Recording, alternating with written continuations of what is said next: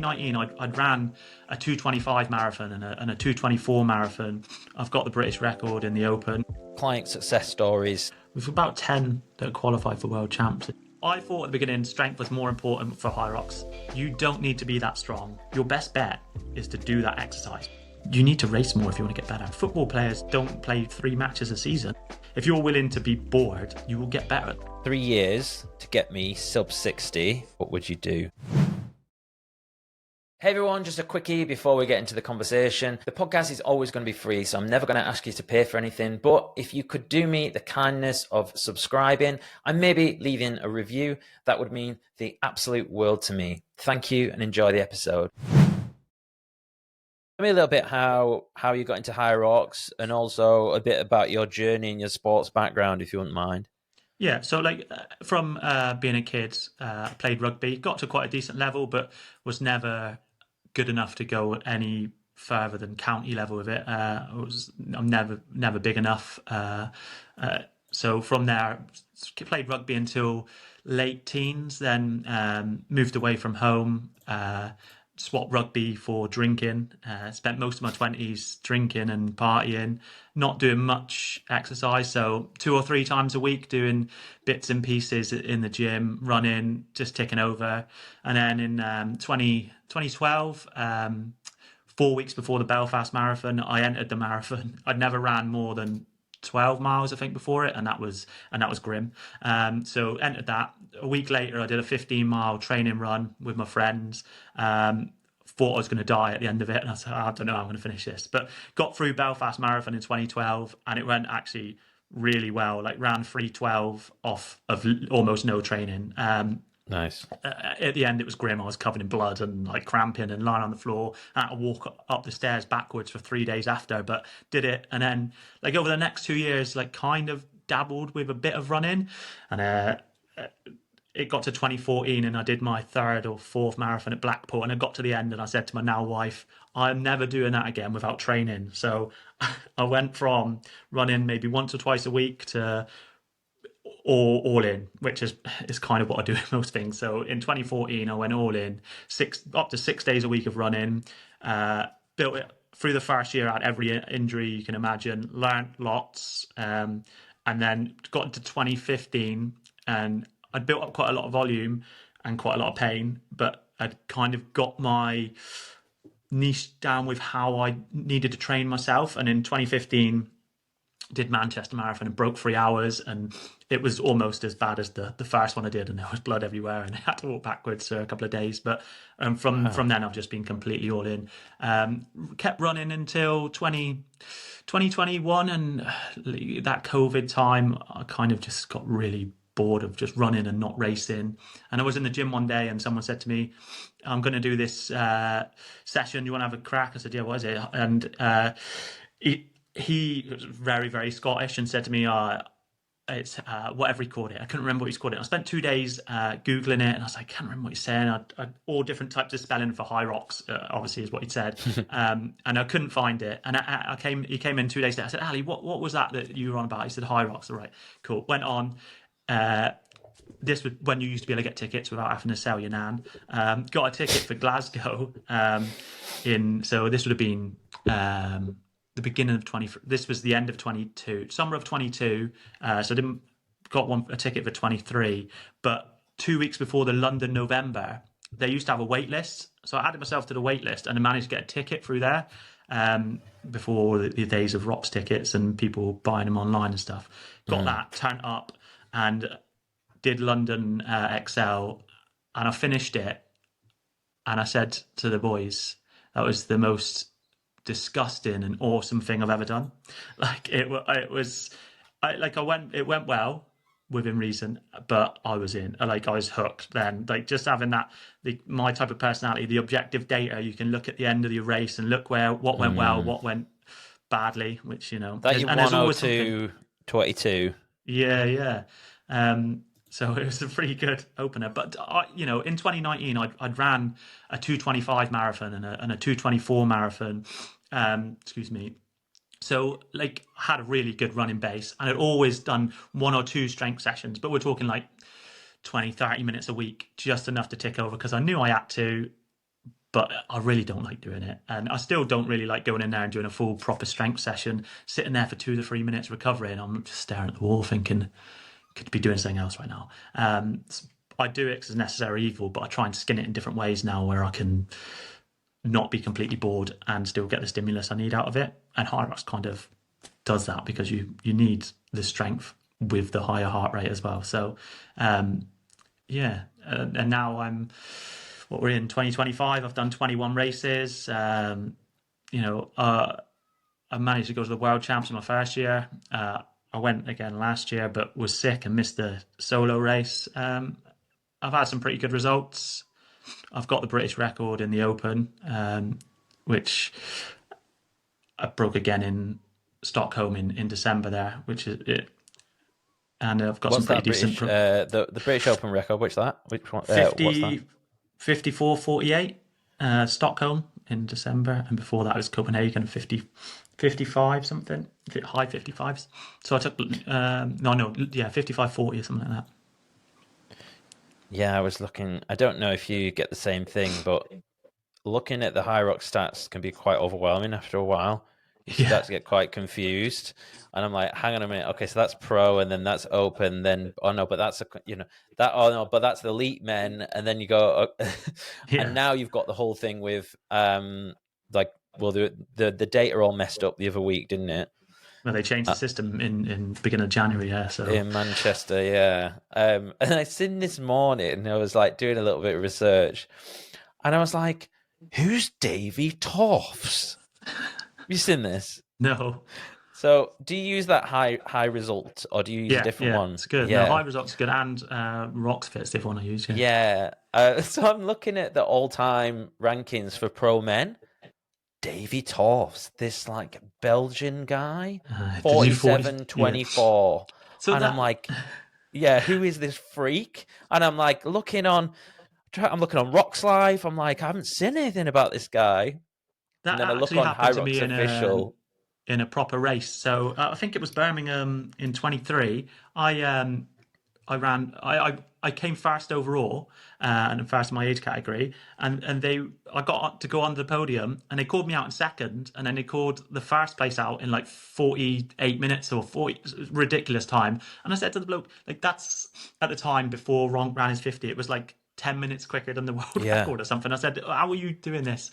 So like there's always going to be teething problems when they've got thousands of people going through there with all of those different checkpoints they need to pick up so you can get all of these stats. You're bound to have some teething problems, but people don't take it well in HYROX. Yeah, no, yeah, for sure. Yeah, it was a bit of a mess the other weekend, but yeah. So David Toffs, DNF. He did 3 runs. Solid. But yeah, so he's picked James Kelly and Hunter McIntyre off at the top. So as it stands, then, so in the all time, according to this HYROX Pro Men rankings, then it's put you down to 16th. So I presume that'd be 15th. But so because they don't that high results, they don't include the elite results as well, just the pro. So if you mixed, but then they're different races. They're only racing with 15 people on the course. And that is kind of a bit of contention at the minute with a few of the blokes that are in that 15 to 40 qualifying space, where the people that are in that top 15 to 20 are getting to do the majors and getting really fast times in these majors, but they're also racing on courses with only 14 other people. And you are saving time. They say the grid's slower, but it's not anymore because you don't do the farmer's carry on the grid. There's only one more turn on the lunges really, and most burpee broad jumps now are four lengths. So whether you're doing it on the grid or in the other things, on a normal course is not really relevant. So the grid isn't really, not that I've raced on it, but like looking objectively from the outside, it's not really any slower anymore. The times are slightly different because they don't include the rock zone. So the splits look different, but the actual courses now, they don't include they don't include the rock zone in the elite splits. Is that what you're saying? So if you look at some of the splits, you'll think, wow, that doesn't look like a great station time, but that station time includes half of the rock zone, and the run includes the other half of the rock zone. So each race they seem to place the mat in different places because of the grid, and because they usually have the open races the next day. they have to move all the mats around. But yeah, the splits Right. don't. So if you ever look at any, so the last one for some reason, I think Vegas, they did include a rock zone, but that's with this new timing system. So anyone Mm, before that, if you look, even on high results, it'll just say the workout time and the run time, and there'll be no breakdown of the rock zone time on the end. yeah. Yeah, I think they did something. I think they did the same with the relay, because they did relay for the first time at Manchester, and that was the same. I mean, we didn't get our time until Monday, anyways. We didn't get anything. Yeah, they made a mess of that one. Sorry, we got our overall time. But I always think it's the one thing that's a little bit annoying is I wish you could get. I know it's obviously a bit difficult to do. I'm sure there's a better way to do it, but it's a shame you don't get your actual erg time. Yeah, You know, because you have that mini rock zone in and out. Because I did row on the relay, and everyone's like, "Oh, how did you get on?" People who do rowing but don't do HYROX, and I was like, "Oh, like I don't know, I think it was like 4 minutes or something," but that's not the time, if that makes sense. So it's yeah, like, I don't know, it was like 3.5, something like that. But yeah, it's all fun, isn't it? I think, like you say, there's the analytical side of it. If you're that way inclined, is so addictive, and must be. I mean, it must be a coach's dream to have all that data. yeah. Yes, and you're like yes and no because the courses are so different. Um, and it's pretty obvious now that. So I've spent a lot of I'd say the last year, trying to get people out of the mindset of chasing times because it's the same as like running as well. If you could run a flat 10K versus a hilly 10K, the times are going to be completely different. The same with these courses now. I know they say the run and the rock zone are 8.8K all in, but I don't Mm, know if they ever really are. And a 200 or 300 meters difference is going to be depending on how fast you're running, a minute to 2 minutes. So that's not a massive gap. And then the size of all the stations are slightly different. So like you were saying with the running in for the row there, you might get into a row station that's got 4 lengths of rowers, so you've only really got a 30 or 40 meter run in and out, or you could go into one that's got 60 or 70 rowers like Birmingham in a straight line, and then mm, you've got nearly 100 meters of running into that, or 50, 60 meters of running into that station. All of those little things add up depending on the course, and then you get a hot venue versus a cold venue. Like Stockholm in December was probably like 15 or 16 degrees. If you stood there in a t-shirt, you got chicken skin. Whereas in mm. Nice in June, you could have cooked an egg on your chest. It was that hot.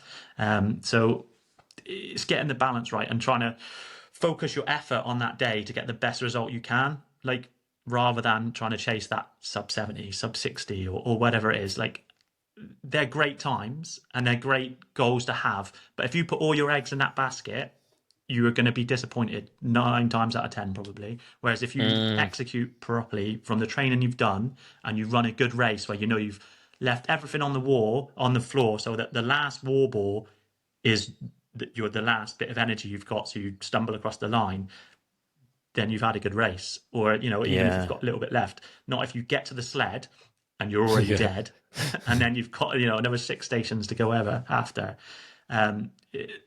It's a tricky balance, but it's what makes it really really fun. And there's people out there, excuse me, that are way better at this sport than me that aren't running as fast at times because they're not racing smartly, because they're Mm, trying to go after things early.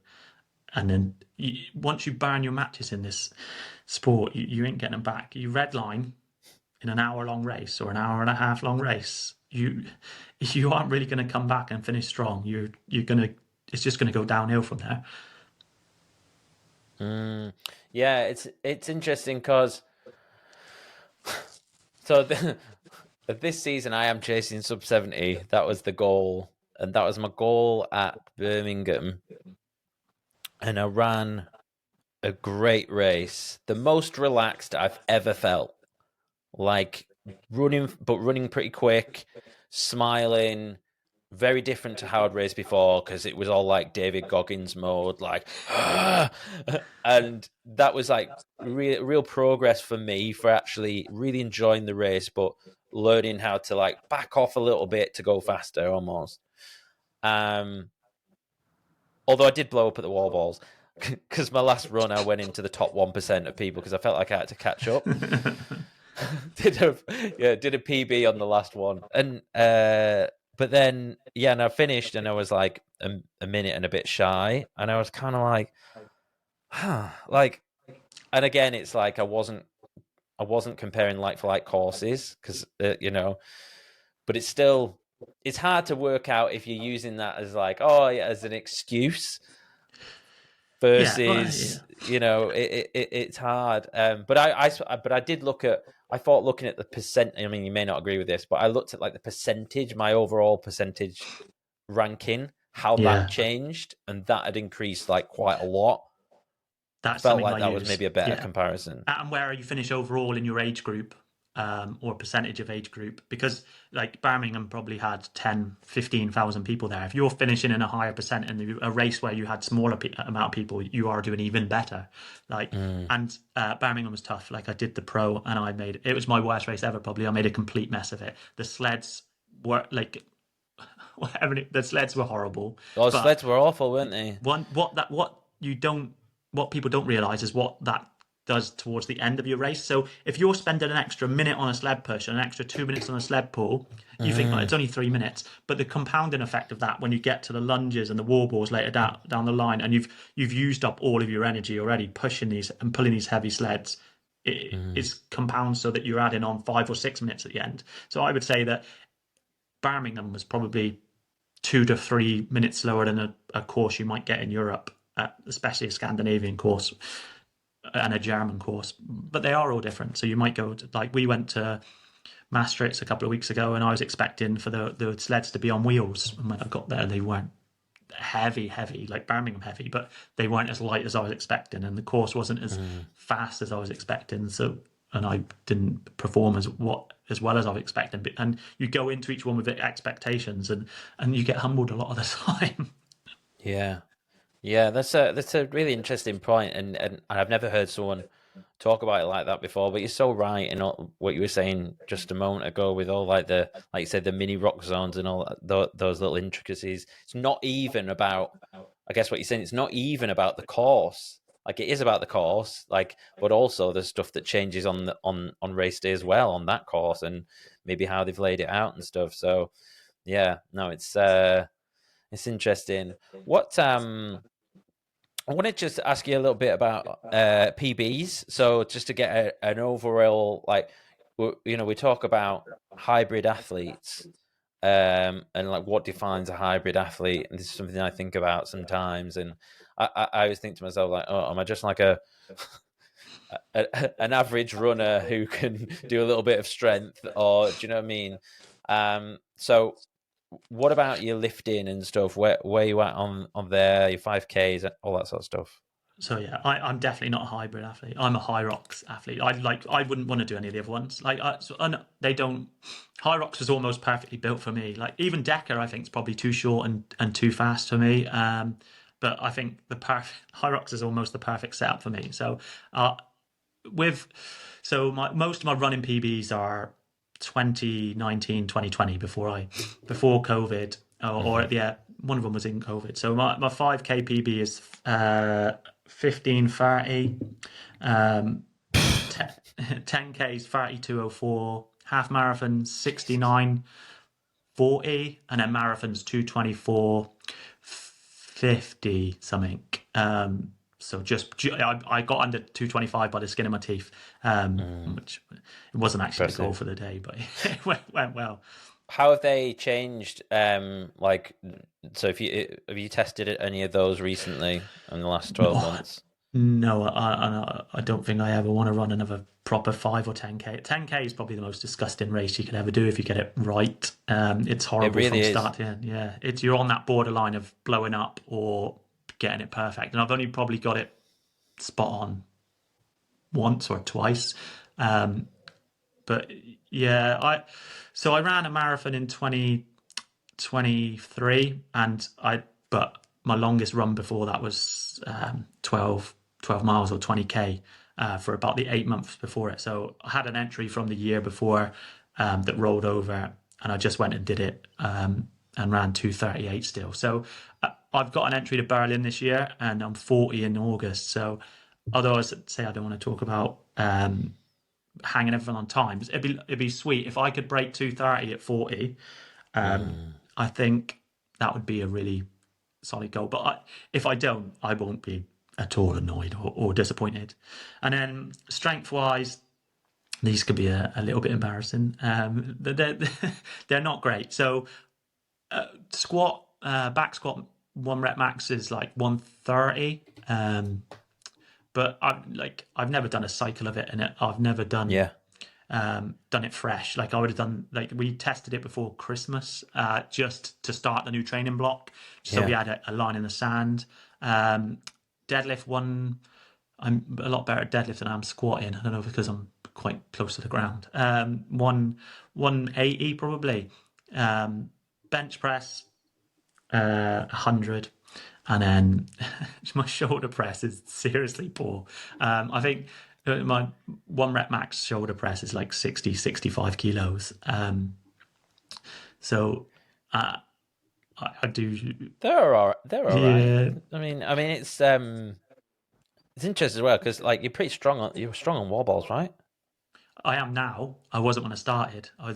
So my first pro wall balls took me seven minutes or something. So it was the world champs in 2023, and I went in first and crossed the line third. So since that day, I've been hard on the wall balls.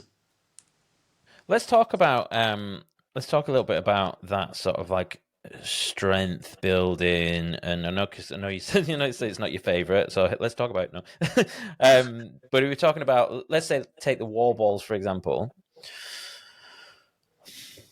When we're looking at let's say off-season, pre-season prep, building up your strength, maybe building up your hypertrophy to an extent, what's more useful to take to utilize into a training block? Is it like just the strength bit, which is more of a neural element, or do we need some hypertrophy in there to be able to like mold and utilize that tissue? What's going on there? So to me, strength, so I thought at the beginning strength was more important for HYROX than it probably is. So you don't need to be that strong. In the open, you really don't need to be that strong. You need to be able to control yourself and manage the race so that you can attack the stations. It depends what avenue you've come from. If you've come from a running background or a strength background, you're going to have to attack those in slightly different ways. But there's an ROI on strength which kind of tops out pretty fast. So most people can get to a decent level of strength for them pretty quickly, and then maintaining that's pretty easy. Trying to grow past that takes a lot of time and a lot of volume in the gym, which I don't think is the best use of time for HYROX, because it's a fitness race. It's not a strength race. You're going for, like, even the pros are going for over 50 minutes. So it's a strength endurance race. So you need to be able to put high numbers of output at a high threshold heart rate. And if you go above that threshold, you can't put those numbers out because you've got nowhere to go. So you're reaching your ceiling already. So with the strength training, you need to do it depending on where. If you're very, very weak and you can't move the sled, even when you're fresh, then you need to do more strength training. If you can push the sled for 50 meters in training pretty comfortably with the open or the pro weight, and now we've got the center sleds, the push isn't even that hard in the pro. Even in some sticky places, it's slow, but most people are pushing it fast enough if they control it right and they're into it with a controlled heart rate, which doesn't happen very often because there's no eccentric as well, is there? So it's none. Yeah, that's why the pull is where I think a lot of people get caught out. The push is only hard if you're already gassed. The pull, on the other hand, being a little bit heavier and a bit stronger is going to help. But you also need a high level of fitness, because if you're pulling a sled for 50 meters, you're probably pulling that, depending on how strong you are, you're doing either anywhere between 40 and up to maybe 60, 70 pulls of that sled to get it moving. And obviously, if it's a bit stickier, it takes more. So that's a lot of pulls. That's a lot of energy you're burning. So it doesn't matter how strong you are. If you don't have the aerobic capacity and the threshold to be able to keep that sled moving, you're going to have to take massive breaks, and a lot of them. And if you're taking those breaks, you also want a big aerobic system to recover in those breaks. Because if you don't have it, you won't recover. It doesn't matter how much of an anaerobic monster you are, you're going to burn out. And then, like I said earlier, it tumbles down throughout the rest of the race. So being specific with the sled, I think, is I get where people come from saying, do all of these other strength exercises to get better at that exercise. Your best bet is to do that exercise because it is technique based as well. The sled pull is so much on technique, rope management, and fatigue management that you need to be pulling it and getting used to pulling it. Like, do the other strength exercises to help you get stronger. But if your real goal is to be good at HYROX, do those movements more, because there's there's principles in exercise physiology, the SAID principle, like specific adaptations to induced demands, all right, or implied demands. Your body adapts to what you put on it. So if you embarrass your body a little bit by pulling the sled and it not moving one day, and then you apply it, you will adapt to that. So the next day you will be strong. Well, obviously not next day, but in concurrent days you'll be stronger so that you can pull that sled better. And then we just keep adding on a little bit more. So you're a little bit more, so that you get more and more comfortable. You'll build up those neural pathways of being able to do the technique, but you'll build up the fitness and the strength as well. But so that's where I think more gains can be made with people being more specific with their training. And I get that it can get quite boring doing the same 9 movements over and over. But if you've come from a running background where you just pretty much ran 100 miles a week, winning in, week and out, having 9 exercise or an extra 8 exercise on top of the running, it's a gift. Like I could do just those exercises and not touch anything else week in, week out with no problem about being bored. If you're willing to be bored or repeat similar stuff, you will get better at those things. And there's obviously a plateau, but then you just change it up slightly of how you attack it. So there are lots of ways to skin this cat in HYROX, like especially with the different types of people that are coming into it. So I coach people that are really, really strong, who make me look like a baby, and then the ones that have come from a really, really good running background, who can run 16, 17 minute 5Ks, but can only bench 50, 60 kilos. And it's finding the balance for those people to get it so that you can get good at HYROX if that's your goal. If you want to be a hybrid athlete and do everything, then it's slightly different to being a HYROX athlete. I think and we've got all this data, like you said, that we can go back to and look at and go, right, your lunges were, everywhere you're in the top 25%, but your lunges, you're in the bottom 25%. Let's hit the lunges more.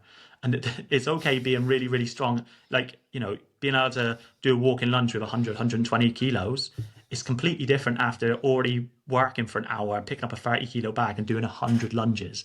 If you are already gassed, it doesn't matter how strong you are, that 30 kilos and that 100 reps or 110, depending on how long you strided, it's going to hit you completely different. Wow. It's really interesting and very refreshing to hear your perspective, because I feel like within the industry, certainly like the HYROX coaching industry as well, from my perspective, it does seem like there's this, you've got to work on your strength if you're a runner, and vice versa. You've got to work on your running if you're a strength, which fits quite neatly into a box, I suppose. And I wonder if it's almost like a protective mechanism for coaches, rather than saying, so you shit at lunges, do more lunges, because that's so simple. Is there a tendency for people to say, well, no, it's all about your aerobic base, and we need to do this, this, and that, and then we need to build up your overall, and then it's like whole complex thing. And and it's what you're saying, at least from your perspective, is maybe we should get back to basics with this stuff. Yeah, like even so, I work predominantly in rehab, and the same thing happens in there. People try to they try to justify their rehab ability by trying to make things complicated when most of the basic things are going to work. And then we social media and modern day make this 100 times worse because there's so much information out there, and the algorithm and human beings want to be in a camp. So left or right of arc, one, they either want to be part of this group that does this, or this group that does that. So they align to those principles. Whereas most things are just balanced. And although I don't like saying common sense because it's not that common, but like make it like the Occam's razor point of view, where doing the simplest thing or the simplest answer is probably the correct answer, or the simplest way of doing things is probably the correct way of doing it. When we start adding in extra things, like, it takes that boredom away, but it doesn't fit with how the human body works. Like, that we get better by doing the things that we want to get better at. So doing random stuff is exciting and fun, and that's okay if that's what you want to do in training. But if you really want to be good at something, you need to do that thing. Like, people don't like practice cooking to get better at the piano. So, you know, so I don't understand where this comes from. I can see where somebody has put it, but sometimes because it looks like it fits doesn't mean it does. But history shows that doing what we need to do to get better, like doing the thing, makes us better at the thing, and just doing progressive overload and loading up more and more of that skill. Like, I can tell you now, like, my first set of war bores back in 2022, I could barely do 15 with a 6. Like, 2 years later, I could probably do 200 unbroken with a 6 now. Like, not about 6 months ago, I got a 12 kilo war ball and I picked it up for the first time, and I did 19 unbroken and had to take a knee. Now I could probably do 60 or 70 unbroken and I haven't got any stronger. Like, I am no stronger now than when I was. So if I retested my squat then and my shoulder press then versus testing my squat now and shoulder press now, they would be within kilos of each other. Whereas my capacity to do war balls is completely different. And all I've done is more war balls. Lots and lots of more war balls, thousands of war balls. It's a skill pattern. So our neurological pathways get better, our CNS gets better, our PNS, we start firing better. Our ability to control that war ball or whatever movement it is gets better because we've done the pattern. The body gets comfortable with doing that, and we just settle into doing it. So I don't think doing loads of totally random stuff makes you better at HYROX. It may keep you coming back to the gym to do training, but it depends on what your goal is. Yeah. I suppose that's the thing as well, is we're having this discussion and we're talking purely for performance in HYROX. We're not saying necessarily to, enjoy yourself in the gym. And, if you do get bored of HYROX and you need that from a psychological standpoint, okay, yeah, maybe something else is better during your off season. But if you like doing HYROX, then there's what you're saying is there's no reason why you shouldn't do it all the time. Yeah, but like, I put strength into all of my programs, and during the off season we'll probably do 2 strength sessions a week, and then as it blends through and out the season now into like that, we're doing probably one strength session with a bit of conditioning, and then 2 HYROX type sessions, because people generally enjoy doing them. They want to go in and they want to do a session that leaves them at the end feeling like they've done something, and they want to walk out as if they've made progress. Sometimes when you go in and do a strength session, if you do it properly, you'll leave thinking, we've done a lot. So sometimes, just to get them to feel that they've done a session, I'll throw a 10-minute finisher in the end just to get sweat on for people. But I think people try and train too hard as well. So, like, you do not need, this is not a red line sport. If you are doing red line workouts all the time in that zone 5, whatever you want to call it, or 3, free zone model, that top end stuff where you're hitting high heart rates all the time, you're leaving a workout feeling completely gassed. It gives you the wrong sense or the wrong feelings of how this should feel as well, because at no point in a HYROX, apart from maybe on the last 20 or 30 wall balls should you be feeling like you're out of control. Because if you're feeling like you're out of control, you're above your capacity to work for that amount of time. So you need to slow down and chill out. Like, workouts are designed to build you up, not break you down. So, all right, we break ourselves down a little bit so that we can improve.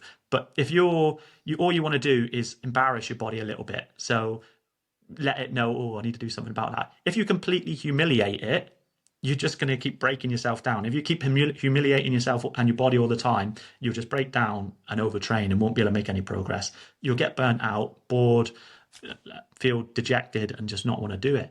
So I try to keep people in that zone where they feel like they've done a good bit of work and they've, grafted for the day on those harder days, but they're not leaving the gym and feel dead and need to have the rest of the day where they have to sit down and they can't go about their normal day, or if it's in the evening they can't sleep because their heart rate's so high. And we just blend that with moderate to hard and then very easy.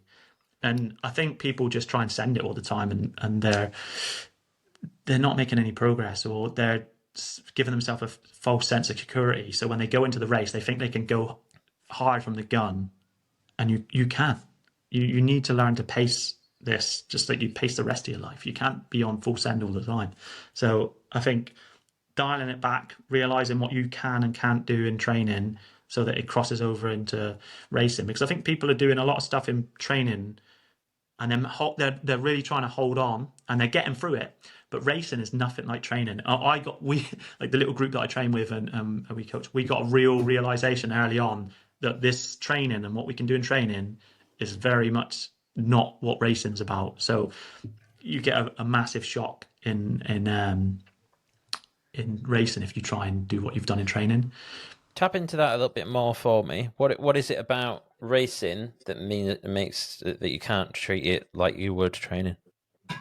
I think so. It's definitely harder. So the races seem to, like, I don't know, like I've never in training or a sim have I ever had HYROX mouth, like, where the air conditioners just sucks the air, where it feels like you've just eaten a handful of sand. Like, that's never happened to me in training. Every sim is slightly, even if you do a full sim, I could probably go out now and rinse out a 52 or a 53-minute sim in my gym, and then go to do a race, and you're adding 6-7 minutes onto it. I don't know the answer, like, to why it's so different. Like, the atmosphere, the humidity in the events, everything about it is just different. I even have all of the same kit that they use, the center kit, in my gym, and it's still not the same. Nothing feels the same. It's obviously a nervous system thing, isn't it? It's like there's like that anticipation around it. And like you say, those dry lips, I feel like that's not a physical thing. That's psychological, surely. Like, obviously, it manifests physically.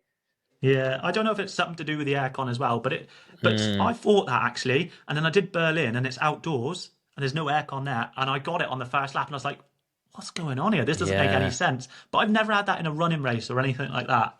HYROX just seems to be, I don't know if it's the constant movement of different muscle groups or something, or the anxiety. Maybe it's just like all the testosterone in the air, just like chapping your lips. It could be. I've never known it quite like it was at the relay. Fucking hell. Honestly. Like, it like, literally, all of us had like blue lips. And remember, like, this one guy finished who was in another team who was local to me, and his lips were bleeding. Like, he had like blue bleeding lips. I'm like that is my memory, like, scoured in my mind of the relay. Torture. Yeah, it's grim. I don't know. Yeah, but I think so good.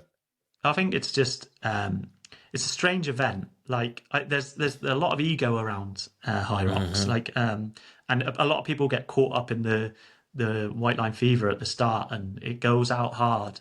And a lot of the people going out hard soon go backwards, and a lot even give up. Like, when I was in Stockholm, I went into the ski erg in like 4th or 5th, and by the end of the sled pull, I'd overtaken one, and the two people that were in the sled pull in front of me, or sled push, I can't remember, had both quit because they'd gone out too hard and realised that that was it. They were in the locker. So I think there's a lot to be learned through racing in HYROX. So learning your craft, like people like this. Also, this don't race. I know how hard it is to get tickets now. Like it's almost impossible unless you've got a affiliate or you go on Rock's ticket and buy one at the last minute or whatever. But you need to race more if you want to get better. Like only racing 2 or 3 times a season, and people saying, "Oh, you need to do a good build up of 12 weeks and then recover and then rebuild." No way. The elites aren't doing it.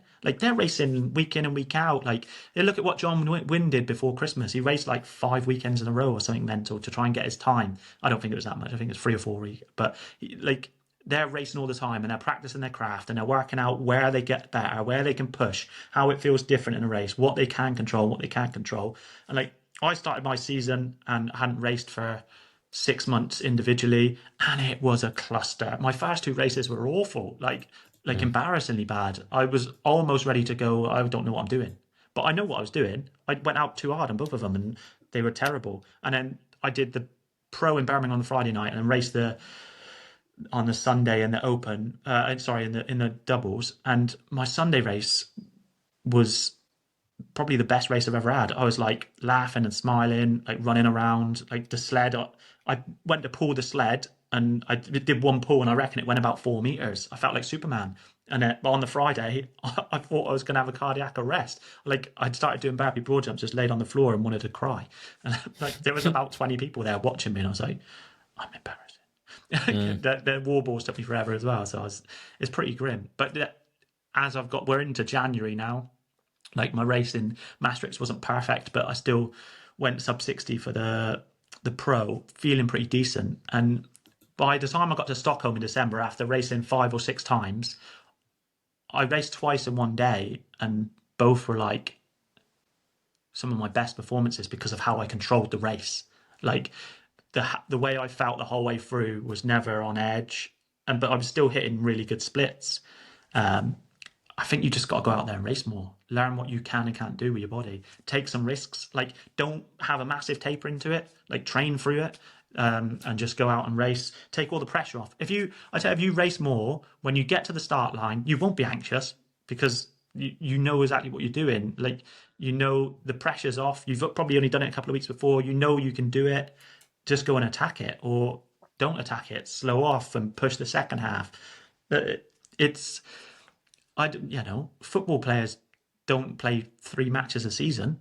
They play every week, sometimes twice a week. I know it's a little bit different, but like rugby players do as well, and they're getting smashed about for 80 minutes. So I don't think you need once you're in the season, go and race, go and have fun, go and do the sport you love doing. Don't like I love training, and you have to love training to be able to train twice a day, every day for 10 years.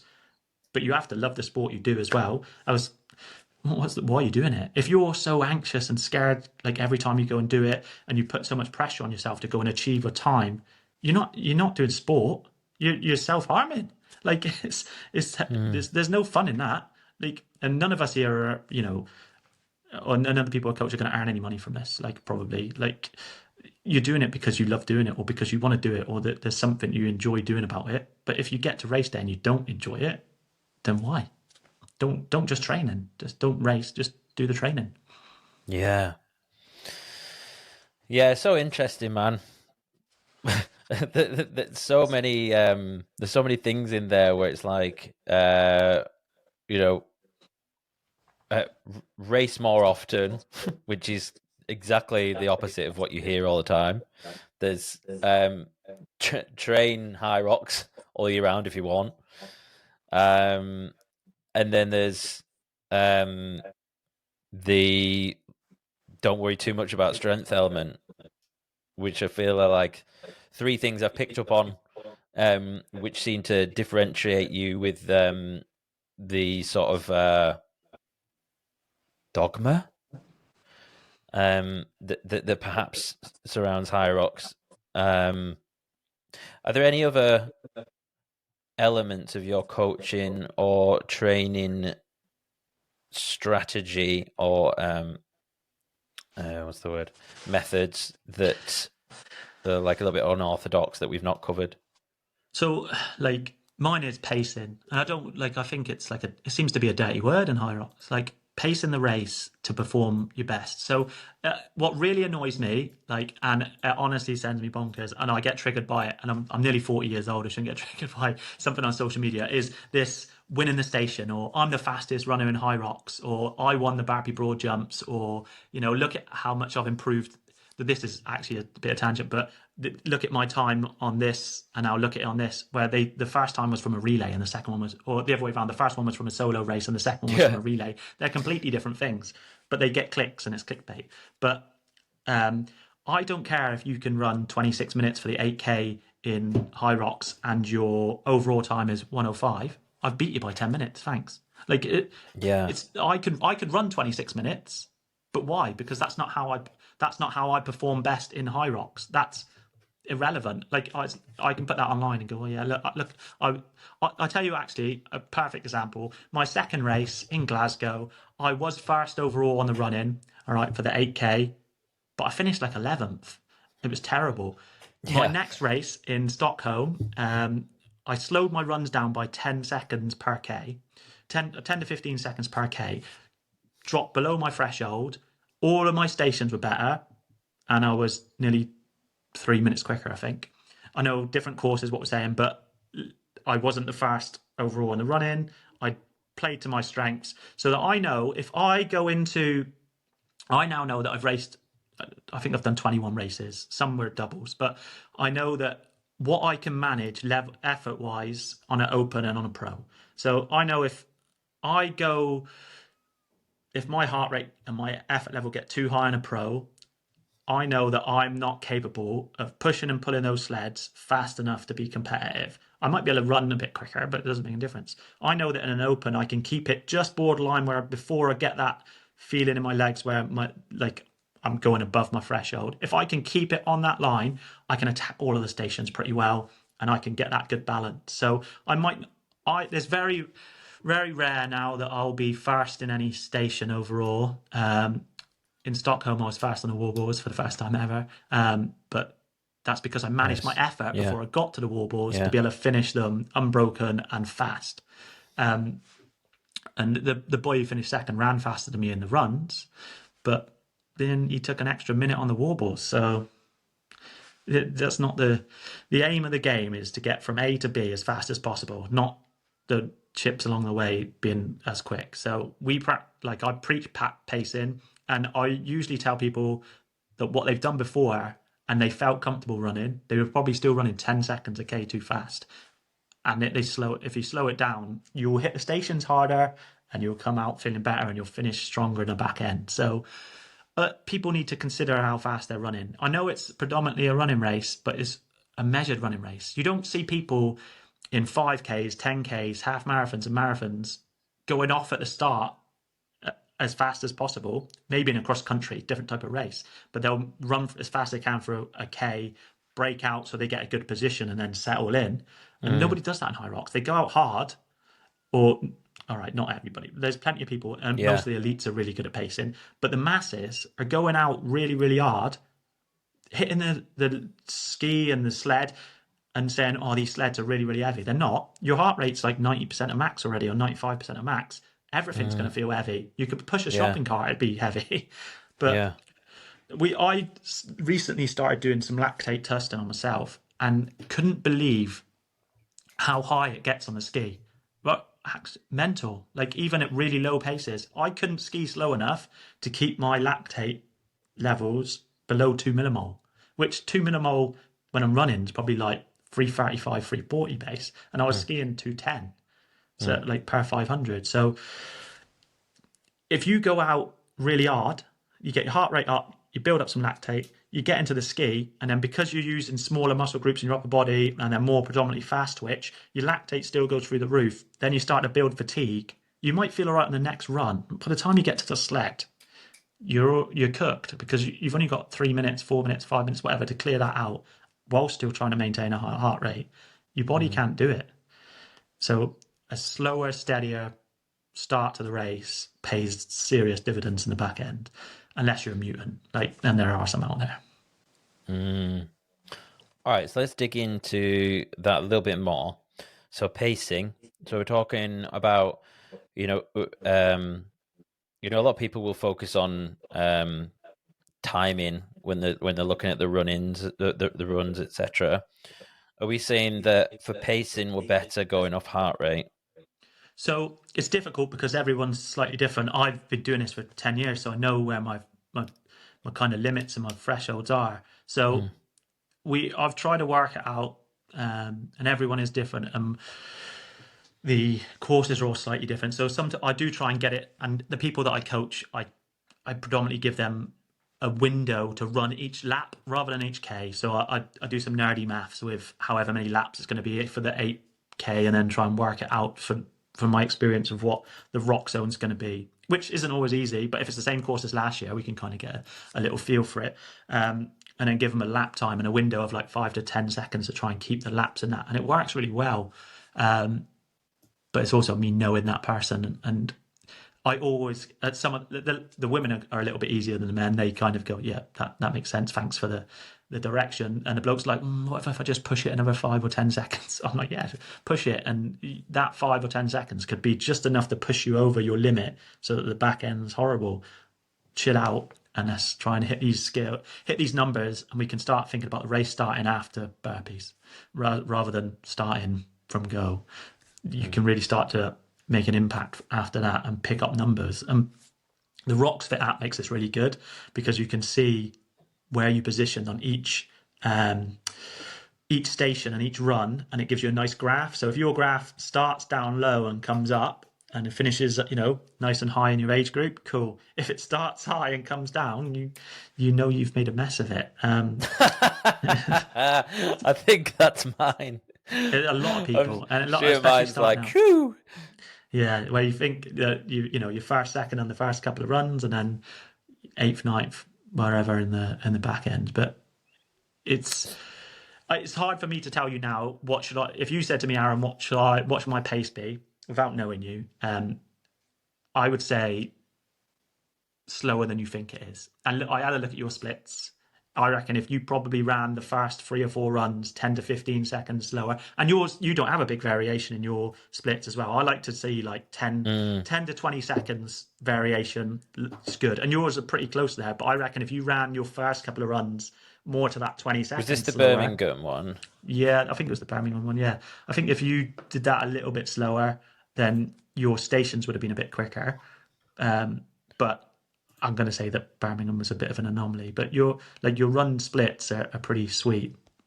That was actually the slowest I've started ever. Really? Because I did 4:36. I think it was a slightly longer run. So it was a long one, the first one, yeah. At the start, no, it was very long. The first one was very long, I think. But yeah, yeah.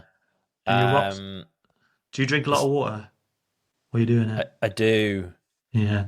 Where you notice it in the rock zone? Yeah, definitely. Because the rock zone was pretty big in Birmingham, but that's probably you've probably lost a minute in your rock zone there. Yeah, I think that's actually something I'm trying. So I've always had this fear of cramp because I've struggled with it all my life. In races, running or whatever. And I have been working on that, like trying to improve my, my carbs and stuff beforehand. I've actually happened upon, because I was all about electrolytes, and then I realized that actually I feel like carb drinks are probably better because it seems to, I guess you piss less as well. It seems to like soak it up a bit more. But I am actually trying now to stop trying to do training sessions without water, just to get myself used to it, not having to go to the thingy all the time, the water station. I mean, I'm not going. Yeah, I'm probably going most laps because I've got that 10 seconds there each time, maybe 5 Yeah. to 10 seconds. I don't go at all, or maybe once. How do you feel about cramp? So, I've suffered from it before, and I don't. Most of the research is pretty ambiguous on whether it is electrolyte balance or whether it's a model of fatigue Yeah. and because you've overexerted your muscles that weren't ready for what you were putting on them. So pacing. So yeah, it's hard. Like some people just suffer from it more than others. I haven't.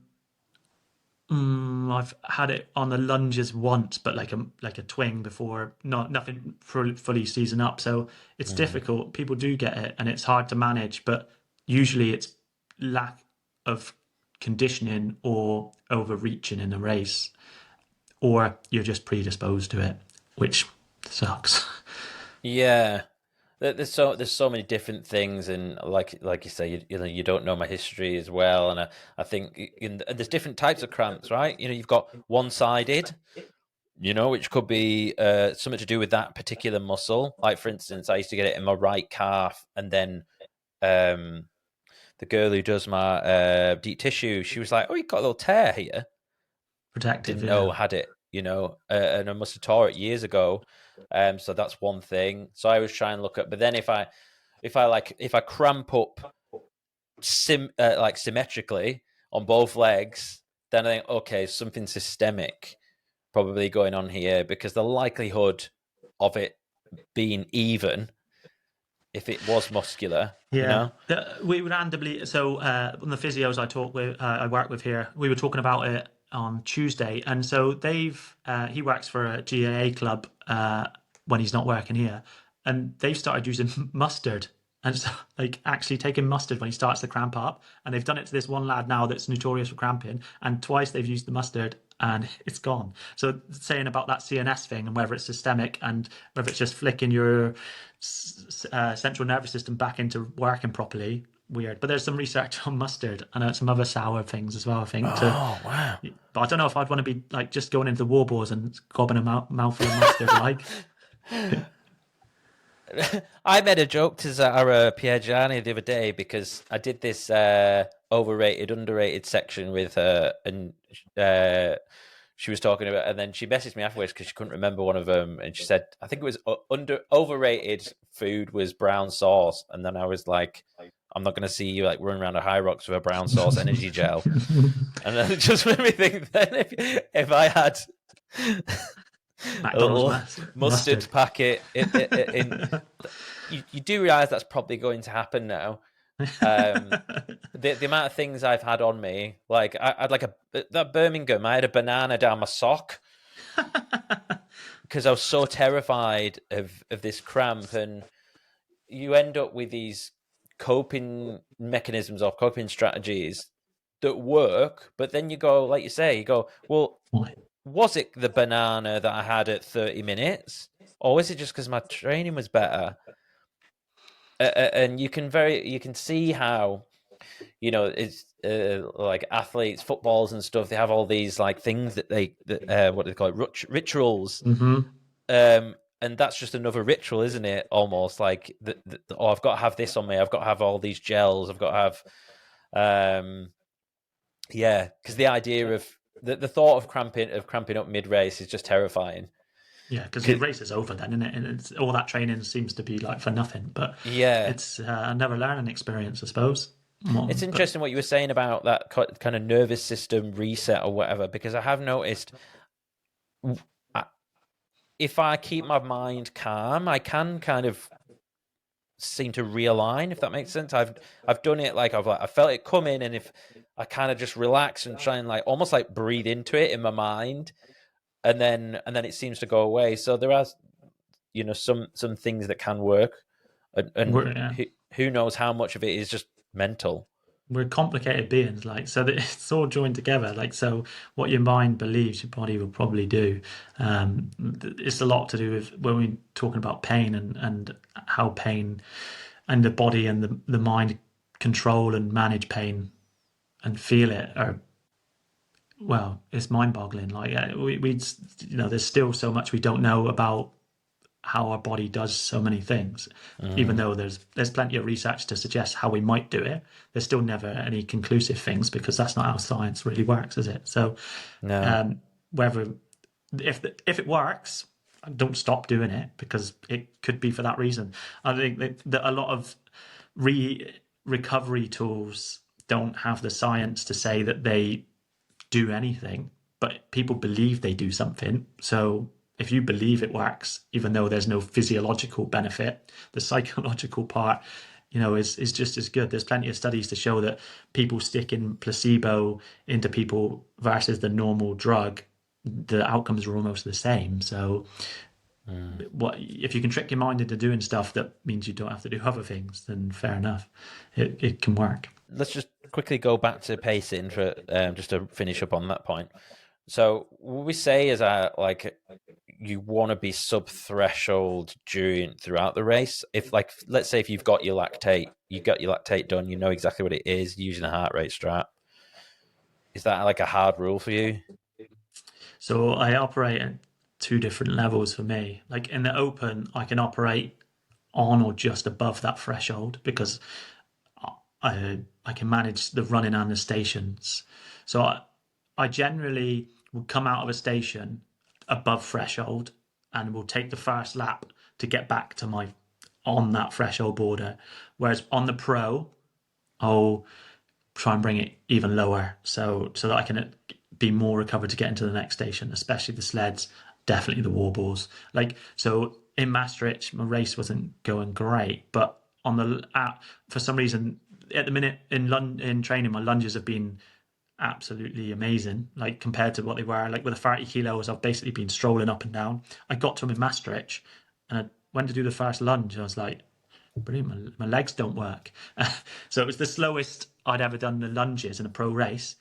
But then I went back into the run and I just chilled. And I went into the war balls, and they were the fastest I've ever done a war balls by miles. I did them in 3 sets, 70 and 215s, and I probably could have done a bit more, but I'm always cautious with the pro that doing a couple more could send me over the edge that I don't need. So it's a weird balancing act, but on a pro, I bring it sub threshold.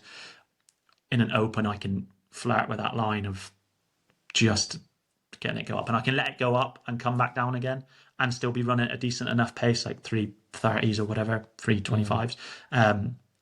Whereas with a pro, probably because I'm not as big and as strong, so I preach don't be strong, but like it's still a fitness thing because I can't get this stuff moving, and that's probably for everybody because it's a different race. Like if you are able to cope with that, and I'm a terrible anaerobic athlete. Like I don't like training it. I don't want to train it. Like I don't think consistency is my super weapon. So I've had 2 days off last year. One was for illness, and what the other one was because I wanted to day off because I'd raced twice the day before. So 2 days off. The year before, probably I don't have total rest days. Yeah, as in like 2 days off.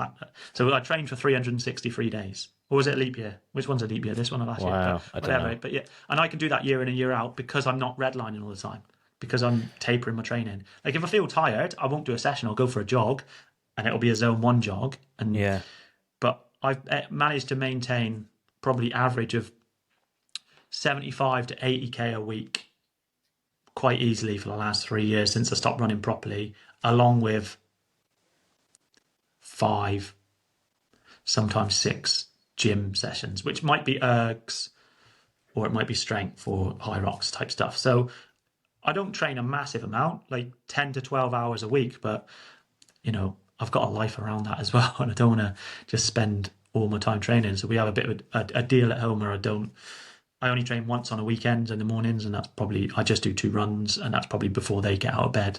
Right. And then everything else I do at lunchtime at work or before they get out of bed in the morning, or just as they're getting out of bed. So I can still do all my bits and pieces. So when you're that's completely not what you asked. No, I don't know. It's interesting. So when you're doing intervals, do you do intervals? Threshold intervals, just. Yeah, so you're just doing threshold rather than you're not doing like VO2 max intervals. You're not doing that high. I actually talked about this yesterday, right?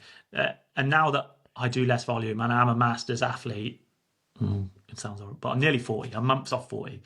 I probably should do some faster stuff, but I stick to threshold and strides, and that's it, because I know that I can manage them without getting injured. I know if I start doing 5 by 3 minutes at 3 minute K pace with 3 minutes rest. One, I'll get really bored in the 3 minutes rest, and two, I will probably get injured trying to run that fast, or just get really, really bored of doing it.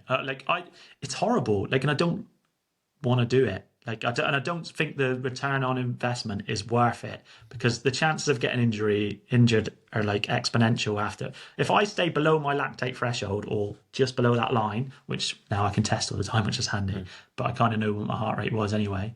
I can do them 3 times a week. I don't, but I could. Whereas if I did a VO2 max session, I'd need the rest of the day off. Whereas now I do a running session. And so Wednesday, for example, I did 6 by 5 minutes with 75 seconds rest in the morning. I think I averaged 325 per kilometer pace. So not even like hammering it. Like, they all felt smooth. My max heart rate was only 163. Then I came back in at lunchtime and I did some sled work. And then we did a 30-minute AMRAP. And I kept the AMRAP sub threshold as well. So I didn't go above 160, mainly because after about the second round, I could barely lift my arms because it was ski, burpees, and wall balls. So I was walking around like T-Rex. But like, and keeping that balance means that I can just keep training. And consistency is the killer in it, or is the king in this. Like, doing the work after work after work, not doing big blocks and then having time off because you're injured or burnt out, and then going back to it. The peaks and troughs are not what you want. You want to get up and just be on a real slow trajectory of building over time. And you will get better, but it's not sexy. Like, me running 5-minute Ks, I even like slower than 5-minute Ks, which is 2 minutes per kilometer slower than my 5K pace probably. And I'll run that 6 times a week, no problem. Put a podcast in, go for a bimbo, and mince around doing that. And then it doesn't bother me in the slightest. Like, I don't be out there sending runs and trying to run 4-minute Ks every run. Like, I could, but it's horrible. I hate that. Like, zone 2, zone 3 for me is grim. Like, you're really working hard and you're not recovering enough to be able to do the next session. So our Sunday, Tuesday, Thursday, like, if you want to be in zone 1, if you want to go for a walk, I'm down with that. Like, if you get to a hill and your heart rate goes up and you have to walk up it. I think Tim Cousins, what does he call it? JFW. So just walk. You can guess the effort. Do you know what I mean? So if it gets too difficult and your heart rate's going up, just walk up a hill or take a walking break. You're still going to get aerobic gains from it. You're going to recover, be able to go into the next session the next day. If you send that run and you go in the ski erg or the rower later on in that day, whatever, and you're in zone 4, you aren't going to be able to do the quality the next day. And the quality is where the gains are made. The rest of it's just filler to get you there. But you don't need to be training zone 5. Sometimes you can do it, but I won't do it in running. I'll do it in something that's not going to be high impact. So whether that be a ski erg session, which is really easy for me because I've got one in my garage, or wall balls. Wall balls will be the only time I really get into zone 5, because if you get to like 50, 60 unbroken reps with a 9 or a 12, your heart rate's above max. I don't know how it does it. They send me to a different place, but that and then plenty of rest. Yeah. What you mentioned their stride outs. Mm-hmm. So they're like a bit like a kind of like a sprint. Like, explain what stride out is. So usually like 20 to 30 seconds or about 100 meters if you're on a track, and it's not go, accelerate as fast, go and sprint as fast as you can. Use the 100 meters or the 20, 30 seconds to accelerate up to a comfortably fast pace. So like, if you've a running background, like a mile pace, so 5 to 6 seconds per K faster than 5K pace, and just get up and run smooth, run tall. Smooth is fast, so you're not sprinting, arms all over the place, Phoebe Buffet style through Central Park. Just try and get up, hips forward, slight forward lean, get the arms pumping, and just look smooth. Accelerate for 20, 30 meters, stay at that that nice speed for 50, 60 meters, then deaccelerate for 20, 30 meters turn around, walk back to the start, do 6 to 8, or start with 4, build up with 6 to 8. It probably adds 5-10 minutes to your session. But if you're doing a 40-minute run or a 50-minute run, just stop at 40 minutes and do them outside your house or wherever's convenient. Probably not in the middle of the road, but. So it's like it's more like a neural connection thing, that right? Yeah, that building up that pathway of nice smooth running, and it's not that strenuous. And if it is strenuous and you feel like you're sprinting and your eyeballs are popping out, you're not doing strides, you're doing sprints. And there's a place for them, but I don't think there's a place for them for 90% of the people doing this type of stuff. Cool. What about let's look at like some individual stations specifically, and training individual stations, things like wall balls, lunges that we've talked about a little bit. So firstly, you said there we were talking about zone 5. If you do a shitload of wall balls in training, you'll get into zone 5. How should we be looking at, let's say wall balls is your weakness, how should we be looking at training them, and how hard should we go on that? Like, how hard should we try go unbroken? Yeah, cool. Now, I get this a lot, and a lot of people think that they should just be going out and doing a max set as many times as possible. So for me, it's like a stride again, that neuro patterning. So you want to get better at the movement, you want to get stronger at the movement, and then you want to be able to build your capacity for that movement. So when I started doing them 5 days a week, basically. But I would do it in different ways. So even like a normal strength way of doing it. So I'd do a heavier ball, and I'll use a 12 quite a lot now. And I started off with like 10 to 15 reps with a minute rest, do 4 to 6 sets of those. Then like the next session, if it wasn't the next, so Monday, Wednesday, Friday are our training sessions now. So I don't do them on Tuesday, Thursday anymore, because I've got proficient enough at them that 3 times a week doing 150 to 200 is enough. So like on Monday, I did an EMOM with them. So with the 12, I did 15 reps every minute for 10 minutes. There's 150 done. And that kept my heart rate at like in the 140s, which is cool. Then on Wednesday, we did the AMRAP, where I was doing sets of 30 with a 9, but after the burpees. So I was already pre-fatigued and then doing 30s. And the goal was just to try and go unbroken and keep nice reps. And then today we've, I tell you what I'll never do is wall balls into a run. If you want to ruin your session, do that. Do a session that's like run wall ball without any rest. The runs go down like I've never seen anything like it. But yeah, if I'm doing a strength session or trying to do a bit of capacity work, I'll get myself or the other people I coach to do maybe 2 minutes of wall balls with like 2 minutes rest.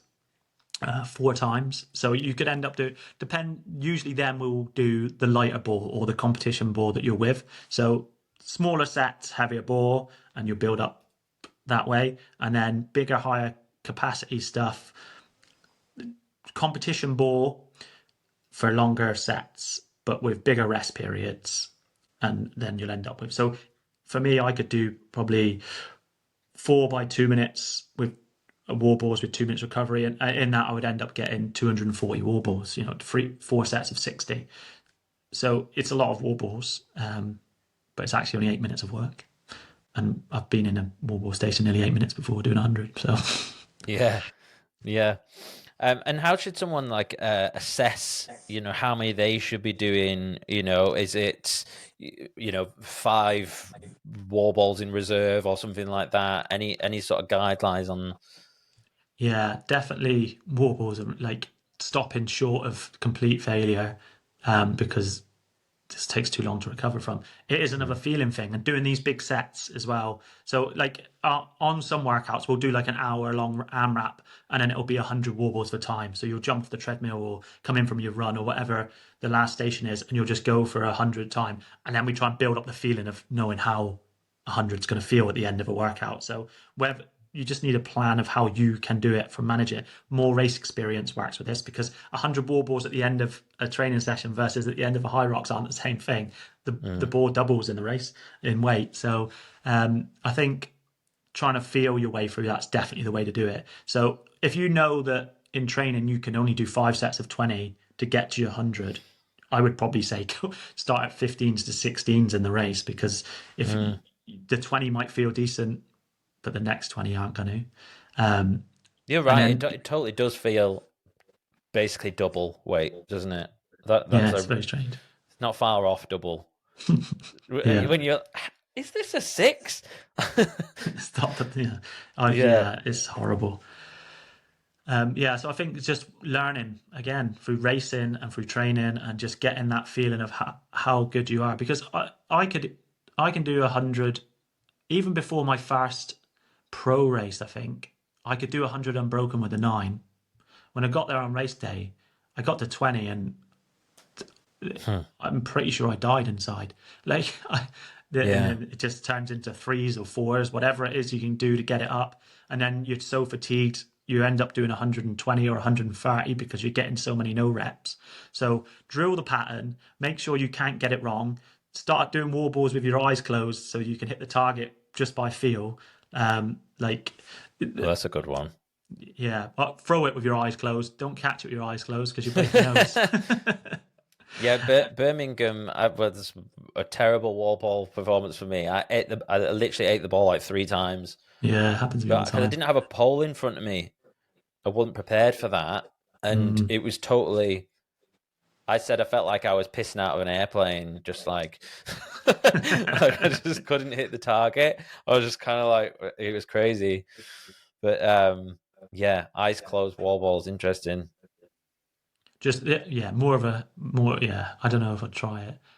Like for most people, but I can close my eyes and I can hit the target almost every time now, because I've done that many that I haven't got no rep in wall balls for a pretty long time now, because once again, in fact, this time last year in Vienna, I ended up doing like 120, 125 wall balls, and I lost the European Championships by like 15 seconds because I had to do so many wall balls because there were no reps. And I just not having that again. So just drill them, drill, like you would have anything. Like David Beckham in his back garden doing 2,000 kiki uppies. You know what I mean? Do the skill, do the drill. That is what it is. I can understand where people say you need to get stronger and you're squatting short, but it's 9 kilos or 6 kilos or 4 kilo wall ball. It's not heavy. It's a fitness thing and a technique thing. So if you don't have the mobility, you need to work on that first. But if you've got the mobility and the capability to throw it to the wall, with getting the range, then you just need to be drilling them so that you can't get them wrong and that your body's used to it. It's interesting and backs up exactly what we were talking about. And in and around Birmingham, after I had that really terrible wall ball performance, I'd actually started doing a thing just in the morning, because I don't normally train in the mornings, but I'd basically just to like start my day, I'd literally just stand there with my hands in the air and do squats, and I would just every day while I'm making my coffee, I'd just see how many I could do. I started at like 40, then I went to 50, then ended up getting to like 100 one day, a few weeks after Birmingham. And then I did a training session, and I thought I'll just see how many I can do. And I did 100 unbroken in training for the first time, which before that I'd only done 60, I think. And this is exactly what we're saying. It was like, because I wasn't even doing the weighted, but it was just because my neural pathways, I'm just used to that feeling. I knew what it felt like to just be constantly, pushing up and driving up, and that was a real eye opening for me, and it just makes me think now. So much of this is neural. We talk, everyone talks about like strength and muscle size and all the other, but it seems to me like all of it is pretty much neural. Yeah, well, every motor unit's made up of a nerve and a muscle. So like you have to be able to fire in that pattern, and it's the same with like any muscle memory is the thing, but it's the pattern. So it's the same with go back to playing any instrument. Like those people aren't thinking about what their hands are doing because that just wastes energy. They're feeling their way through it because they've built up that muscle memory and that patterning, and of doing whatever they're doing with their hands. The same with any other sport. When you watch people play football, they're not thinking, right, I need to get the ball with my feet and then control it and pass it or whatever. Like, and the same with this, like conversions or penalty kicks in rugby. Like if you look at some of the real, like Johnny Wilkinson and Owen Farrell, they've got like, and Dan Bigger. Dan Bigger didn't even know that he had this weird like twitching thing when he was lining up to kick it, but it was so ingrained in him that he did it every time he went to kick the ball, and they do follow the same pattern every time, move backwards, and it's ingrained that they can do it from anywhere on the pitch. They're not thinking about what they're doing it. If you're thinking, right, I need to squat, now I need to breathe, now I need to throw, you aren't going to be fast. If you keep doing it, you're not having to worry about when you're breathing, you're not worrying about when you're throwing it. You'll release the ball at the same point every time. You'll squat down to the same depth, I hope, if you programmed it. So and when you can feel it, when you're not hitting that depth, because it won't feel right. It'll feel different, and so you'll know that something's not right. You just need to ingrain it into you. And I know we keep going on. The warballs is the easiest one to do because the rest is the only one that's really any skill to it. Like the ergs, you need some kind of technique, but you can hustle your way through it. Yeah. The sled pull, you also need the technique. So the same, you need to drill that movement so that your body becomes second nature, and then you'll improve, and then you can build the capacity to do more and more of it. Yeah, I play guitar. Well, I certainly played a lot of guitar when I was younger, and I would always say that like I'd be sat in science, and I'd be practicing something in my head, like under the table, just with my fingers, and I'd get home and I could play it better. Yeah. I didn't do very well in science, but my guitar skills were excellent. But it's just the same thing. Like it's that neural. So yeah, maybe I should start my mind might start wandering to doing warballs while I'm in work meetings or something. You'd be squatting. Like this, F1 drivers do it, right? So they learn the course and they close the course and they drive their course in their head before they do it. They build up that pattern. So corner, talk them. Same with skiers. If you watch alpine skiers or at the top of the thing, they'll be there and they'll be counting their way through the turns and remembering. So when they do their practice run, they'll be like, right, that's however far to that turn, it's a big right hander into banana or whatever, and they'll work through their turns in their head before they even get to it. That connection with the mind and the body is paramount. Is key in sport and everything really. And what about, we were talking specifically about wall balls. And what about something like lunges?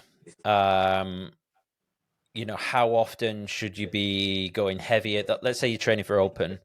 How often should you be training with 30 all the time to get you used to it?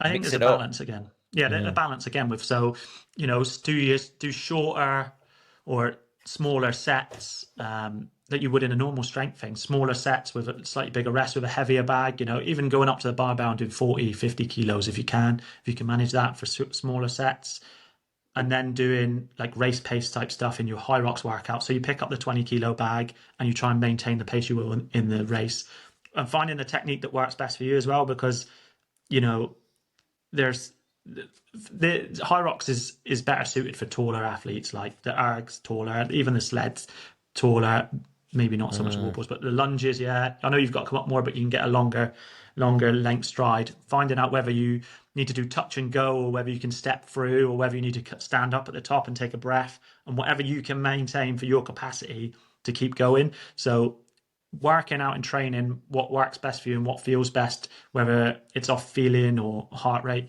Lunges is a weird one. My heart rate comes right down on the lunges, but my capacity to keep going with a 20 is fine. With a 30, depending on where I am in the race, it's a 50% increase, right? So though it doesn't sound like a lot, it's a lot extra weight and not far off half. It's much more isolated, isn't it? Yeah. So it's just finding the balance and doing bits and pieces from everywhere. And like you can do some strength stuff with that, but it's still skill based, because you need to have good balance and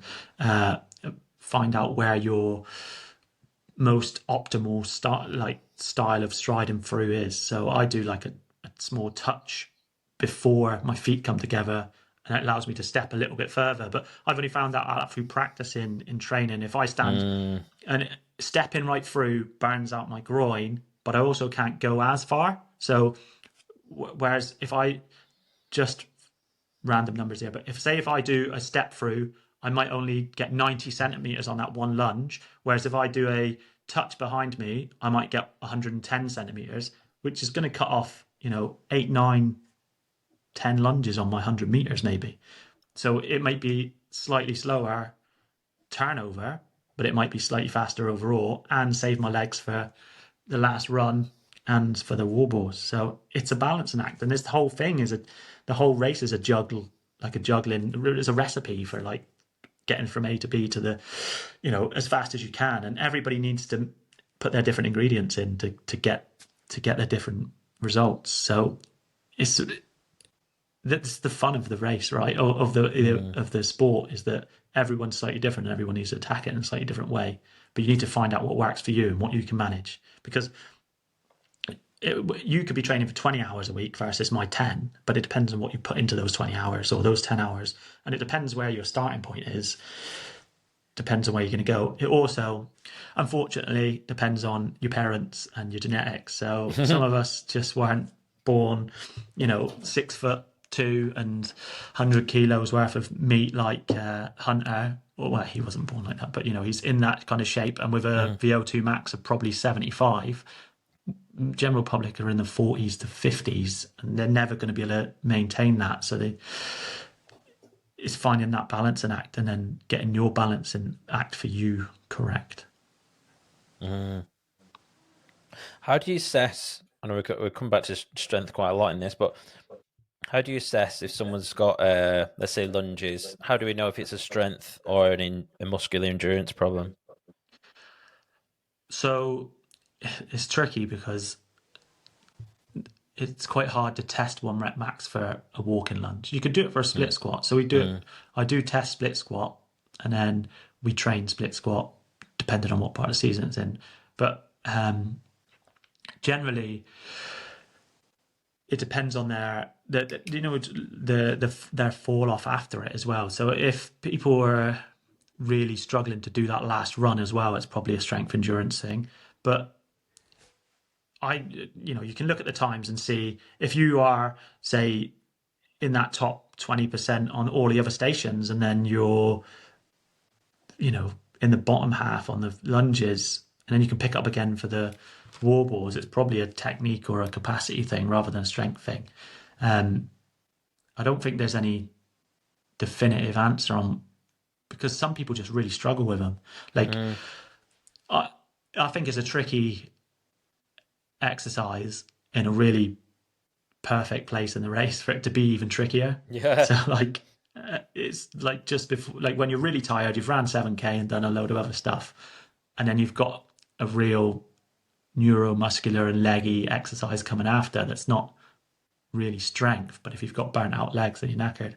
But I think if you're taking, if we'd split down the stations and broke them into even blocks, if your lunges are really big block of that, if you're predominantly taking like 4 minutes from most of the other stations and your lunges are 6-7 minutes, it's going to be a blend of both, probably strength and muscular endurance, but also some probably technique, and just you need to do more lunges. Yeah. Have you got any sort of minimum numbers when if you onboard a new athlete, and you do like a testing week, is there any like minimum numbers, any sort of like red lines that you look for? To be fair, like most of it, I can kind of tell how well they're going to get on off their running capacity. So because I can work with the strength stuff, we can build, like I said, I don't think it's that important. We can build it up in a blend. But if, I say if you're running over like 30 minutes for a 5K, then we're really going to look at trying to get that down, because that's 6 minutes per K, So you're probably going to be running 6:30 to 7 minutes in a HYROX, and there's not going to be much difference between your top end and your bottom end. So we really want to raise the floor with that rather than the ceiling. So we want to bring you up so that you can hold a closer to that 6 minutes and 5K pace, because you aren't going to have the aerobic capacity throughout that whole thing. And I think there are some lines there and times and abilities that you can kind of go, right. If someone says to me, I'm a 23-minute 5K and I want to break 60 minutes for an open race, I'm probably going to say, listen, you ain't going to be able to do that yet. You need to get that time down before you can even start thinking about it, because else you're going to be running so close to your capacity that you aren't going to be able to maintain it. So I don't know if that answers your question. I don't know, like from a strength point of view, not really. Like I can deal with all of it from a strength, because it's muscular endurance, majority of it. Like when I first started doing it, I used to test all of the stations. I don't so much anymore because I don't think it really tells me anything in isolation. So Yeah. But the running does. Yeah. Yeah. Do you do like any sort of like PFT test? Like, do you have a test, or are you saying like are you just doing running now?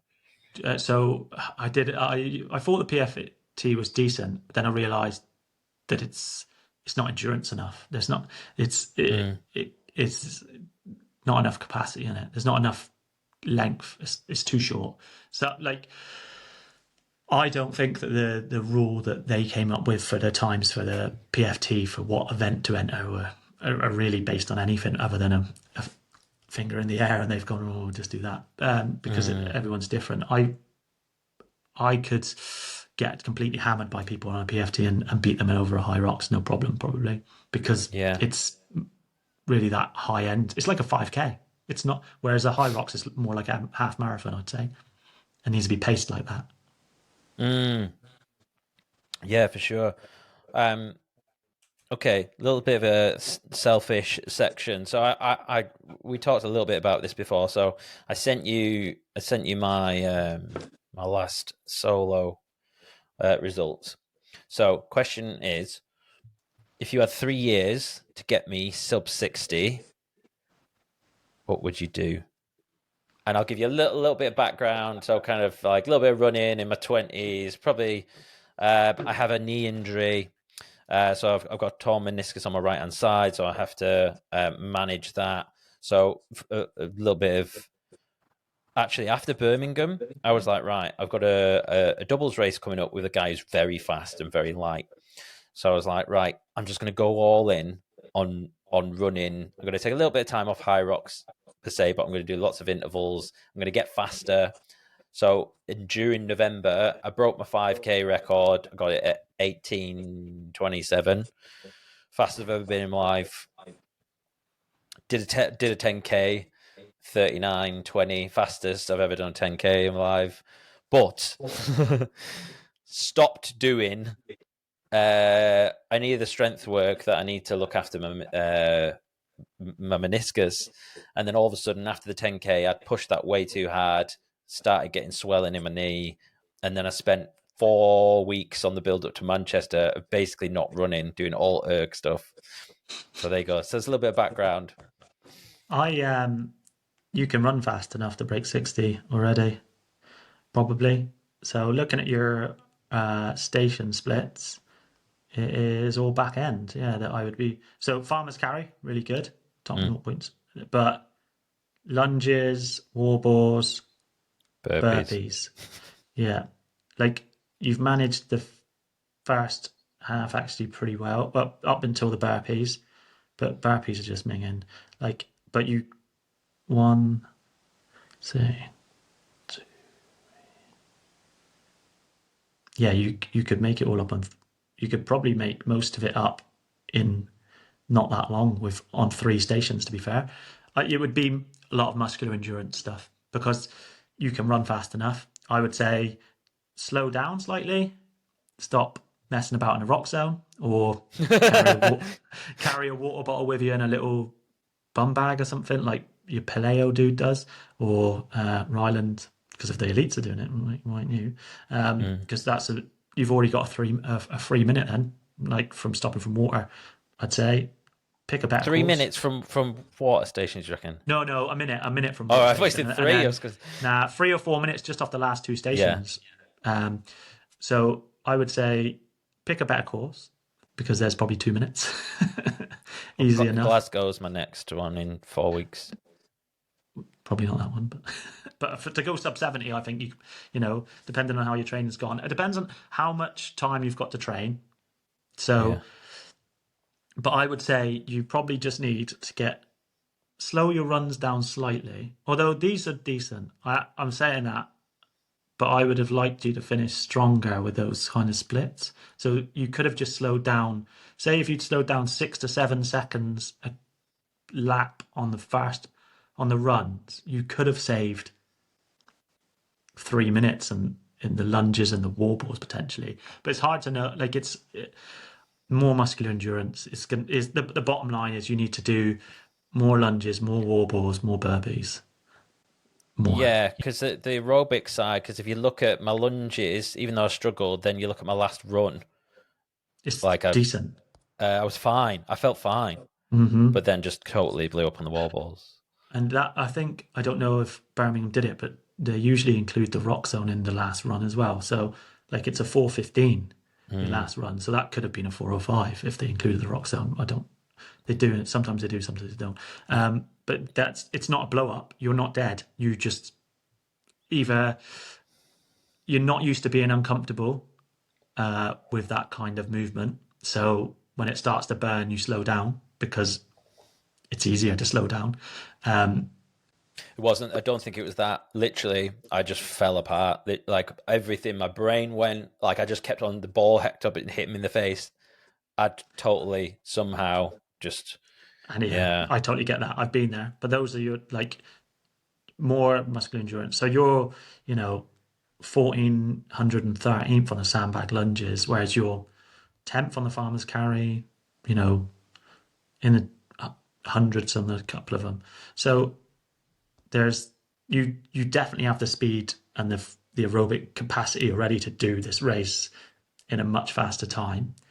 You just need to build up some more muscular endurance and probably more capacity of racing like this as well. So I imagine if you'd raced 2 weeks later after this, you would have probably gone faster again, just through knowing how to manage it. And now it's been 4 months since you last raced a solo, right? Yeah, you probably totally forgotten. You think you know how it felt. You probably don't really know. No, I'm in a terrible place because I did relay and doubles at Manchester. Like 3 weeks ago? Yeah. And then I got the flu, like really bad flu. So my training is just like I did an erg session last night, and it was I was in a massive mood just because I just feel nowhere near. What's weird is because I've been doing because I was doing doubles, I was doing a lot of like interval-y ergs. So my ergs actually been really strong. So like for them to just fall off, my running's fine, but for some reason it's ergs. What is it about? That's a good question. What is it about the ergs that they seem to feel like they drop off more, even more than the sled push? Yeah, I think the ski erg's very technique based, but like it's also like quite a lot. I know you're that hip drive. It's still quite a lot of upper body like movement. So your arms and your shoulders, your lats and your chest are all engaged to do it, and they're not. You don't walk around on your hands unless you're a CrossFitter all the time. You know what I mean? So you are always using your legs and stuff, whereas you're not always using your arms. So if you're running, that running's crossing over to other things, but not so much the upper body stuff. So I think rowing, I don't do a lot of rowing because I can that kind of stays with the skiing. But the skiing, if I went through a phase of doing about 35k a week on the ski erg because my second easy session would just be a straight up 10k on the ski erg, watching something on my phone or my iPad, and it just feels so much smoother. It's that ingraining the muscle pattern, the movement pattern again, like because it's a weird thing. No, you don't. There's not something you do in any other part of your life, is it? Yeah. That skiing movement. So I think if you aren't doing it, it drops off because of that efficiency. And you probably, if you added up all the ski erg kilometers you've done in your life, it's probably not that many. And it's a weird movement. So nothing else really crosses over to it. Even being like, what really helps is being heavy and being really tall. So if you could buy that, then you'd be all right. But being, I don't know how tall you are, but if you're like, 5'9", 5'10", then and you're only weighing 70 kilos, you've got to go real fast to try and get that power. That's what's annoying, actually, because my diet's gone to shit, and I'm probably pushing 80 kilos at the moment, but it's still not helping. Maybe you start twerking on it and slut dropping into it so you can get some of that weight behind it. Do you know, it's interesting. I'd never thought about, ski erg, row. They are kind of like the only uppery ones. I mean, obviously there's wall balls, but that's probably more lower, isn't it? Yeah, if you're driving properly and popping your hips, you shouldn't be too much arms. Like you start using your arms because your legs are really tired, but then they burn out really fast.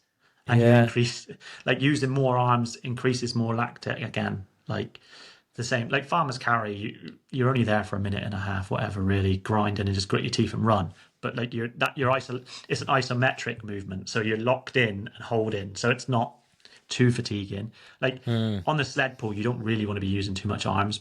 If you do arm over arm, you're insane. Like so, and you can't on pro anyway. So you want to just, you're probably right. Yeah, like it's real easy to overcook the ergs, I think. If you can really mess up your race, you can really mess up your race on the ski erg by going out too hot. Yeah, and you feel all right, and it's only a K, but you pay for it later on. I don't care what anyone says. You don't win the race on a ski erg. Like Ronkovic may, but where did Ronk come from? Swimming 80K a week for years on end. The bloke's upper body is insane. Like his ability to deal with lactic and upper body capacity is massive. But he also drops off as well. I watched him race in Stockholm, and he dominates to the sleds and then holds on. It's probably not. He could probably go faster if he controlled the front end of his race better. I'm only telling the world champ how to do his job, but I'd still think he could probably go faster. Like if you look at Hunter now and how he's training, and how his coaches, they've gone back to pacing, and he's gone to heart rate as well, and all his sims in his home gym have been on heart rate, and then he went into the last race and didn't take his heart rate monitor. I think he probably, if he had, he would have probably not blown up on the warballs, but he's also way better than I am, so I don't know, But from an outside perspective, it's still a pacing thing. He knows it's a pacing thing. He knows that there's better ways of doing this, and he got a shock in the world champs by being beaten by trying to win it again on the sleds, which he didn't need to do. It's probably the first time he's ever put the kettlebells down because he went out too hot, and he admits it. So, I don't know. It's a tricky one. What about how many sims do you think we should be doing? And let's say we can only manage 3 races a year because of finances or whatever, like time off work. How many sims? Like almost like all of my Friday sessions, kind of, they're not sims, but they go through movements that I'm weaker on. So like today will be sled pull and wall balls with running. Like however you mix it up, it's not a sim, but it's a HYROX workout that's going to take an hour, and it's going to be in that kind of sub-threshold range. I think doing too many sims can lead you into a false sense of security because they're definitely easier, and you don't want to be doing a race every week. But if you did one sim a month because you like doing them, and like now people are running sims like they're almost HYROX, and the people are winning flags, and you get a bit of a community feel to it, go and do it. Like, but I'd say, be smart with it. Every week's probably too much. Like, but if you're doing one a month because you enjoy doing them, go and do them. Like, is there any negatives? It's probably not enough volume, like really, to get better at those things. But if you're doing 2 or 3 other sessions throughout the week where you're hitting the things that you're weaker in and then maintaining the things that you're stronger in, sim and have fun. Like, Go and do it. Go and do a double sim. Like you could do. Double sims are all right, aren't they? They're not too stressful. Yeah, no, you're like, it's a different type of race, but it's still gonna get you used to. It's probably more applicable because it could more. It probably feels more similar in a doubles sim than it does an individual sim because like we said earlier, I just don't know what it is. But yeah, you could do a double sim all the time. Like it's like a sport. Like if you want to do it and you want to go and experience that, and you can get a sim for 10 or 20 quid, or you can do it in your own gym with your friend. Why not train together and blast it out? It's finding the right balance. It comes back to that enjoyment part of it, rather than going, oh no, I can't do a sim, I shouldn't do a sim, it's too stressful on the body. But like, yeah, if you find it loads of fun to do a sim and you feel up for it, then why not? Yeah, but practice what you want. If you want to change something in your race, right? Like I said to you, Jason, slow your runs down by 15 seconds or 10 seconds, and then see how hard you can push the stations before you absolutely implode. Go and practice that. You do that 2 or 3 times and you think, shit, this works. Like, or this works, or that didn't work. I'm not doing that again because it took me 44 days to do the warballs. So, like, you find a balance with trying to practice what you're doing and get better at what you need to do, but still maintain maintain all the good things in training, or the things that all your strengths, and then work harder on the things that you're not so good at. So if you're really good at training and not very good at racing, which sounds weird, right? Yeah, but it happens. I was always always the opposite end. In running, I was always rubbish at training. Like I love jogging around the place and doing a little bit of threshold and stuff. But I used to be part of a club and I'd go to a track session and they just towel me up and I'd be like blowing out the back door. We'd get to a race and then I'd make them my bitch.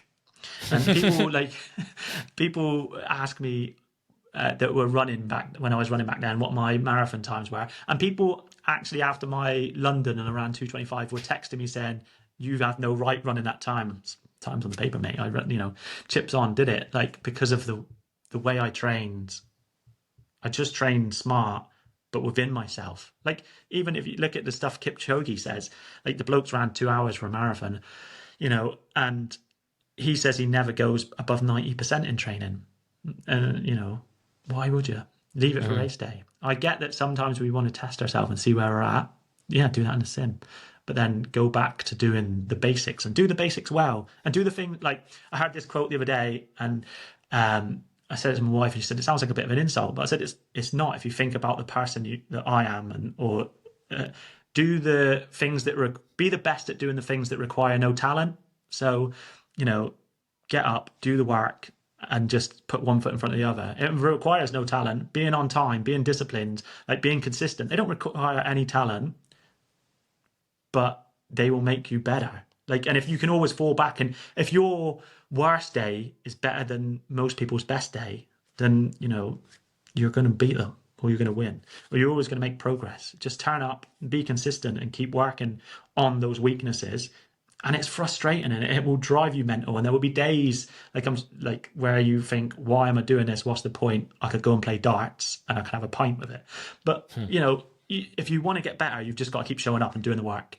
Like, ask other people what they think and get advice from different places. But there is no shortcuts for hard work, or work, in fact. Like, it doesn't even have to be hard work, just doing the work. Like, I put a post out today. There are no hacks with any of this. Like, you need to show up, you need to put the reps in, you need to put the time in, and you need to just consolidate what you're doing and just keep moving forward. And endurance training is the biggest roller coaster you'll ever be on. Like, you massive highs and massive lows, and you will be going for months on end and you will feel like you've made no progress. You will wake up the next day and it will feel like you've got a superpower. And what used to be your jogging pace, what used to be your threshold pace will be your jogging pace now. And it makes no sense. And I still don't understand it and probably never will. But the greatest weapon in this is showing up and doing the work and doing it smartly. But you can't do that if you keep cranking it all the time. So if you do sims every week, cool. But don't do them at 100%. Do them at 80 or 90%. Like, do parts of it, like we said, testing different things. But find a balance that works for you. And, like, be aware that all the other things in your life add to that as well. So you can't be burning the candle at both ends, then trying to train every day at Mach 10. So stress is stress, isn't it? What are your favorite client success stories? So I've got a few, like a few that. So I think we've had. I'm not sure how many. I can't even. We've about 10 that qualified for world champs this year so far, Wow. which is like. I won't get into mine. I've qualified 5 times, but I haven't been invited. Thanks, HYROX.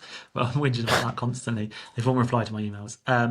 But ones that have come, I don't know, ones that have come from other people and then come across to me and then run PBs and manage to qualify for world champs. So there's a couple of those this year, which not saying that I'm better than anybody else, but I feel like it's really nice to get people where they want to be after they've been trying to do it for a while.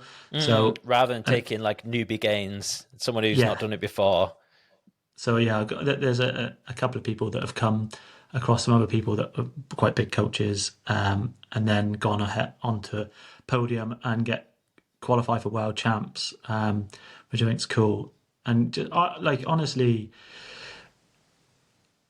I can come across as blunt and quite like to the matter of fact. So I just tell people how it is, and sometimes like it it comes with love. Like I know it sounds cheesy, but like I say it to be kind. I heard another quote the other day, but like the difference between being nice and kind, like it's, being nice is not telling someone they have broccoli in their teeth when they're eating, and being kind is politely telling them that they have broccoli in their teeth so they don't leave you and other people see it. But I know it's random, but sometimes I try to be kind, but without the nice edge of telling them why I'm telling them what I'm telling them or putting it across. So Yeah, you don't need to sometimes I dress it come up with a across as a bit bow. of an arsehole.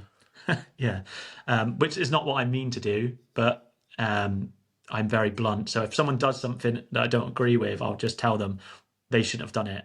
Sometimes I'll tell them why, but I won't do it probably as sensitive as I should. I don't.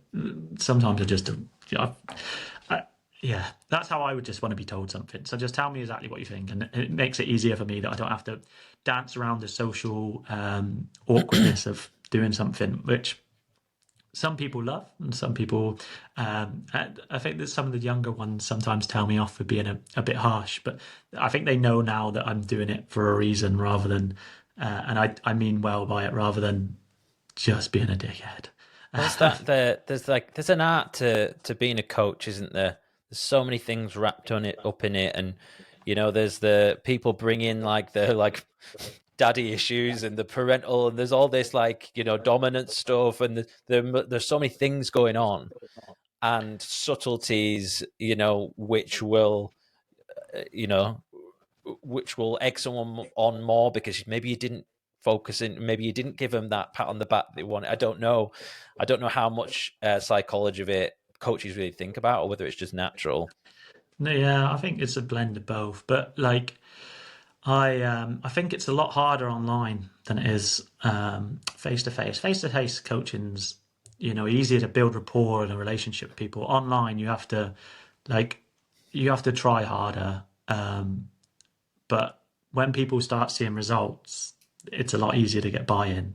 So if they start performing better, and I like if anyone asks me a question, I will answer them honestly and tell them exactly what I think about that situation or what they should do.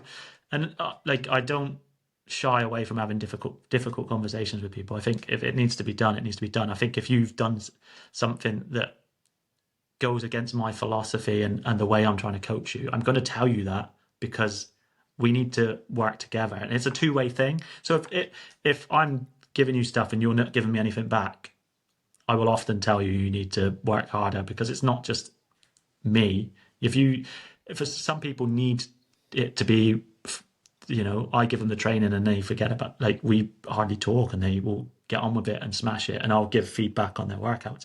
Other people, it's a lot more to and fro, and it'll be some people I'll be talking to them on 3 different platforms in one day. It'll be Instagram, text message, and on the Fitter app, and I'm like, I speak to them more than my wife, and sometimes and everyone's slightly different. And I think it's easier to build that up in real life, and it takes more effort online. But I think when you start to see the results, and these people start to see that the way that I think and the way that I try to coach people works, and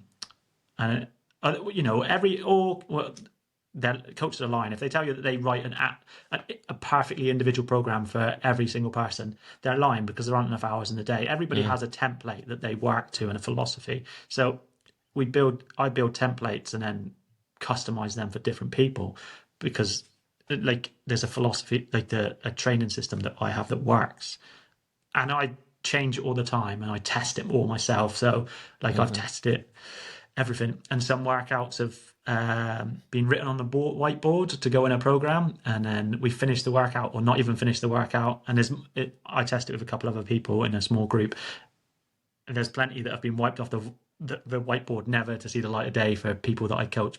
I don't just write random stuff and then send it out and think, oh, let's see what happens. I make sure it's all tested, and then people are like, can I just run this faster? I'm like, I promise you, I've tested it along with everything else we've done in the week in the program. I've tried it faster, I've tried it slower. The balance is there. Trying it faster might work well for this one, but then the knock-on effect for the rest of the training means that you're burnt out and not being able to hit the rest of it. So I do test everything, and I do try and make sure it's fit for that person. And everyone is slightly different. Some people can handle, like, if you're in your 20s, you can handle serious load compared to when you get to 30s and 40s, and putting your shoes on is hard enough. I coach people from, do I have any teenagers now? I think they've all hit 20, up to late 40s, I think is the oldest. I don't know if I've got anyone in their 50s, but yeah, late 40s probably. And they all have different needs and different abilities. So it's interesting, but it can be difficult. Who would be the perfect avatar for like a client to come to you? Like, what level do you like to get them at? And is there like a real nice sweet spot? My wife asks me this all the time, because she's like, you need to know who you're selling to. But I don't think there is, because I like the challenge of some, like, I don't like there, I find real tricky, but like I still think I learn from them. So I think I learn to be a better coach and a better person by coaching them, which is, and like I'd love to have 30 people that pay me whatever a month, 150, 200 quid a month, for me to write their program and never speak to them. But I wouldn't get any better. I'd just be taking the money and running. Do you know what I mean? And I feel bad doing that. So I constantly try to check in with people to make sure that they're okay, even if they don't want to give me too much feedback. And some you learn to just leave alone and let them crack on with it, and they come to you when they want you. And others you need to be on all the time, and some want to tell you all of their problems, which is fine. And I like that. What I don't like is if I give people training and coaching and they do it their own way. So they try and make everything harder than it needs to be. They push all of the paces. They add in extra training on top of all of that, because that's not me coaching them. Then that's them taking some stuff off me, and twisting it, and I can't be held accountable to that then, because when I say to them, you can't be doing this, because what the program I'm delivering you, or the training I'm delivering you, is built for a reason and is built for you. Adding in the extra stuff, I can't stand by that. So that I find irritating, but then I have to learn to deal with that and talk them out of it, or show them ways that they don't need to do that. And it is a lot of insecurity and ego-driven stuff, where we're in this world where we feel that more and harder is better, because that's what we're sold. And if you looked at Instagram or TikTok or any of the other platforms, you scroll through, everyone's on there sending it, covered in baby oil, looking wicked, and that's not real world. Like, so, you need to stress your body and then rest and recover. And if you're not doing it properly and you're not doing it the way I set, I'm not coaching you, you're coaching yourself, and so it doesn't work that way. So I would say no perfect, but some that I'd prefer not to do, and that's probably the way. Yeah. But you're always going to have like interesting people to deal with who are into HYROX. Yeah. Yeah, it takes a unique type of person who wants to do HYROX. But a very varied type of like cohort as well. Like there are some real far left and far right. Like they're all very different, but yeah, we all obviously have the same innate want to hurt ourselves. Yeah.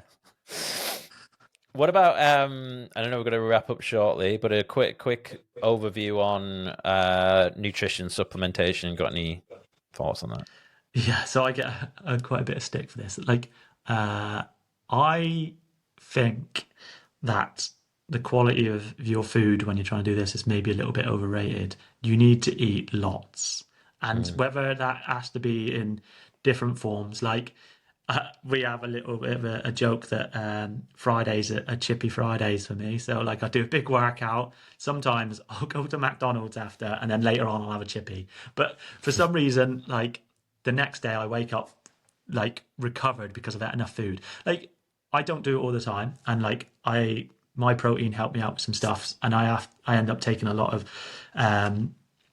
like recovery shakes or bits and pieces because I can't get enough calories in a normal food. But I ended up eating a lot of peanut butter and jam on toast and things like that, easy oats with protein and stuff along those lines. But I think you need to eat more than you think you need to eat for this. So if you're trying to lose weight and perform well in endurance sport, you are on a fast track to disaster. You need to make sure that you are eating enough food. And like, I'm not saying eat crap all the time, like eat healthy stuff, but make sure you're eating enough. Like if you can get as much whole food in as you can with fruit, fruit, vegetables and meat and potatoes or whatever it is, great. If you can, you need to supplement it with other things because that is more important than not eating enough. Like there's plenty of research out there with reds now and stuff. So if there's a lot of impact on this in running as well. So the last thing you want is a stress fracture or something like that from not eating enough or being burnt out. And like if you don't eat enough, you don't sleep properly either. Like there's more food is better. Are you referring to the reds as in the food, the red food? No, as in energy deficit in sport. REDS. I forgot what the R is now, but yeah, the basically not eating enough. And then leading to burnout and injury and stuff. So, there's quite a lot on the female part as well. But you need to eat more than you think you need to eat. Like, if you're training twice a day, even if you're sat around a lot of the other time, you're still going to be burning an extra 1,500 calories on top of what your normal BMR is, like, or RMR on top of that. So you've got to eat the food to be able to perform the next day. And like, I know if I haven't eaten enough from like the first 10 minutes of a workout, like that I haven't eaten enough the day before because it will be rubbish. Whereas if I've had enough, I'll feel strong and get a better training stimulus out of it. And so what if I'm in a kilo or two heavier? Like it's easier to push the sled, isn't it? Yeah. Do you know, this is something I like. Yeah, I sort of like bounce back and forth, just like my gut does with my approach to like food. Like I feel like I go through these periods of like, right, I'm just gonna nail my calories. I'm gonna be calorie counting. I'm gonna be measuring my stomach. I'm gonna be, I can just get into that zone. I can be quite good at it. Like, and then what will happen is then I'll get bored of that, and then I'll start eating lots again. I'll be like, oh, it's all about recovery and just chilling out, and it doesn't matter, like I can eat like lots because I'm training. And then funnily enough, literally yesterday I was like, I'm getting a bit fat. I need to go back. It's hard, isn't it? you need to find something that you can maintain, like, Mm, and sustain. Like that, no diet works, does it? Unless it's a lifestyle change that you can maintain for a long period of time. So for me, it if I stop training, I'll probably get fat. mm, Because, but then on days I see on if I don't train very hard, or see if I don't run in the morning and I don't, and I'm on a taper week, I don't eat as much. Like my body just doesn't get as hungry. mm. Like so, I do eat more during higher blocks of training just because my body asks for it. I think, but it's everyone's slightly different. I think if you've come from previous where you were overweight, or you've got, you know, Mm. things where you body image things, it's really difficult to do. For me to Yeah. tell people, right, you need to eat more. Like, I had a really crap training session today. Right, okay, what did you eat today? What did you eat yesterday? Like, are you eating enough calories? Yeah, yeah, yeah. And but I don't. I sometimes I tell people to just get My Fitness Pal, download Mm. it, track yourself for a couple of days, and then some people get a real realization that they're trying to train twice a day on 1,800 calories, Yeah. wondering why they're not doing very well. Eat more. Yeah, for sure. And I think having like a an awareness of how certain foods make you feel and how I think definitely, because I look at if 'cause I love peanut butter jam, bagels, whatever, but wheat just doesn't seem to agree with me, or it may be the excessive jam, who knows? But for some reason, it just I can probably train quite well for them, but what happens for me, I end up, if I have them in the house, next minute I'm eating that on the sofa, and then I'm falling asleep with like a sugar rush, and it's like that's Yeah, not good for you. Whereas there are certain other things with the same energy value that I can eat and feel absolutely fine. So it's knowing those things, isn't it? yeah. I don't have biscuits in my house because I'll open a pack and they'll all be gone, as opposed to two. I don't have Yeah, any restraint with them, so yeah, it's just finding yeah. what works for you. Before we finish up, let's do the overrated, underrated section. We'll fly through them as quick as you can. Most overrated and underrated food. Oh, overrated is avocado. Underrated is peanut butter and jam and toast. Is it underrated? But some, yeah, yeah, uh, superfood. supplement. Underrated is creatine. There's so many overrated. Mm, Um, I would say pre-workout is probably the most overrated. Like I know it's technical, but it's so overrated. mm, Like there's actually sort of reading some stuff the other day that it didn't have any more beneficial effect than just a cup of coffee. So I just go with a cup of coffee now and sometimes a slice of toast or something, or banana or something like that, rather than pre-workout. It often makes me feel sick anyway. But loads of people chucking it down the throat. yeah, It's not for me. caffeine's the best. Uh, exercise. Oh, yeah, that's difficult. Underrated, I'd say, just like the specific Mm, underrated is what I've said the whole time. yeah, So yeah, do the exercise to get better at the exercise. Like specificity is an underrated exercise. yeah. Overrated, Olympic lifting for anything other than Olympic lifting.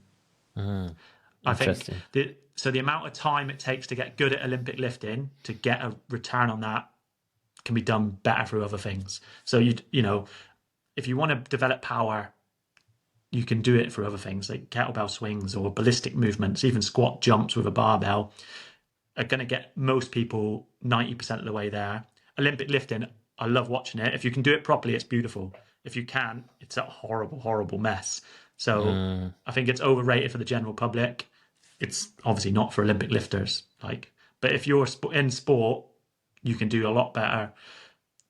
You can do a lot better exercises within the time that it takes to learn those really complex movements. mm. And habit. Overrated, underrated. This overrated is hustle, work hard all the time culture.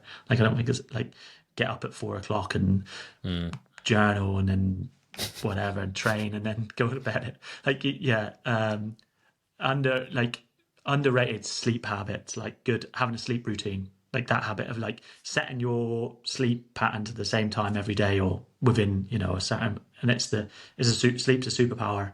Like, yeah, I don't know if it's a habit, but yeah, having the habit of going to bed at the same time and getting up at the same time, I'd say. Defo. All right, awesome. Any goals for this year? Yeah. Well,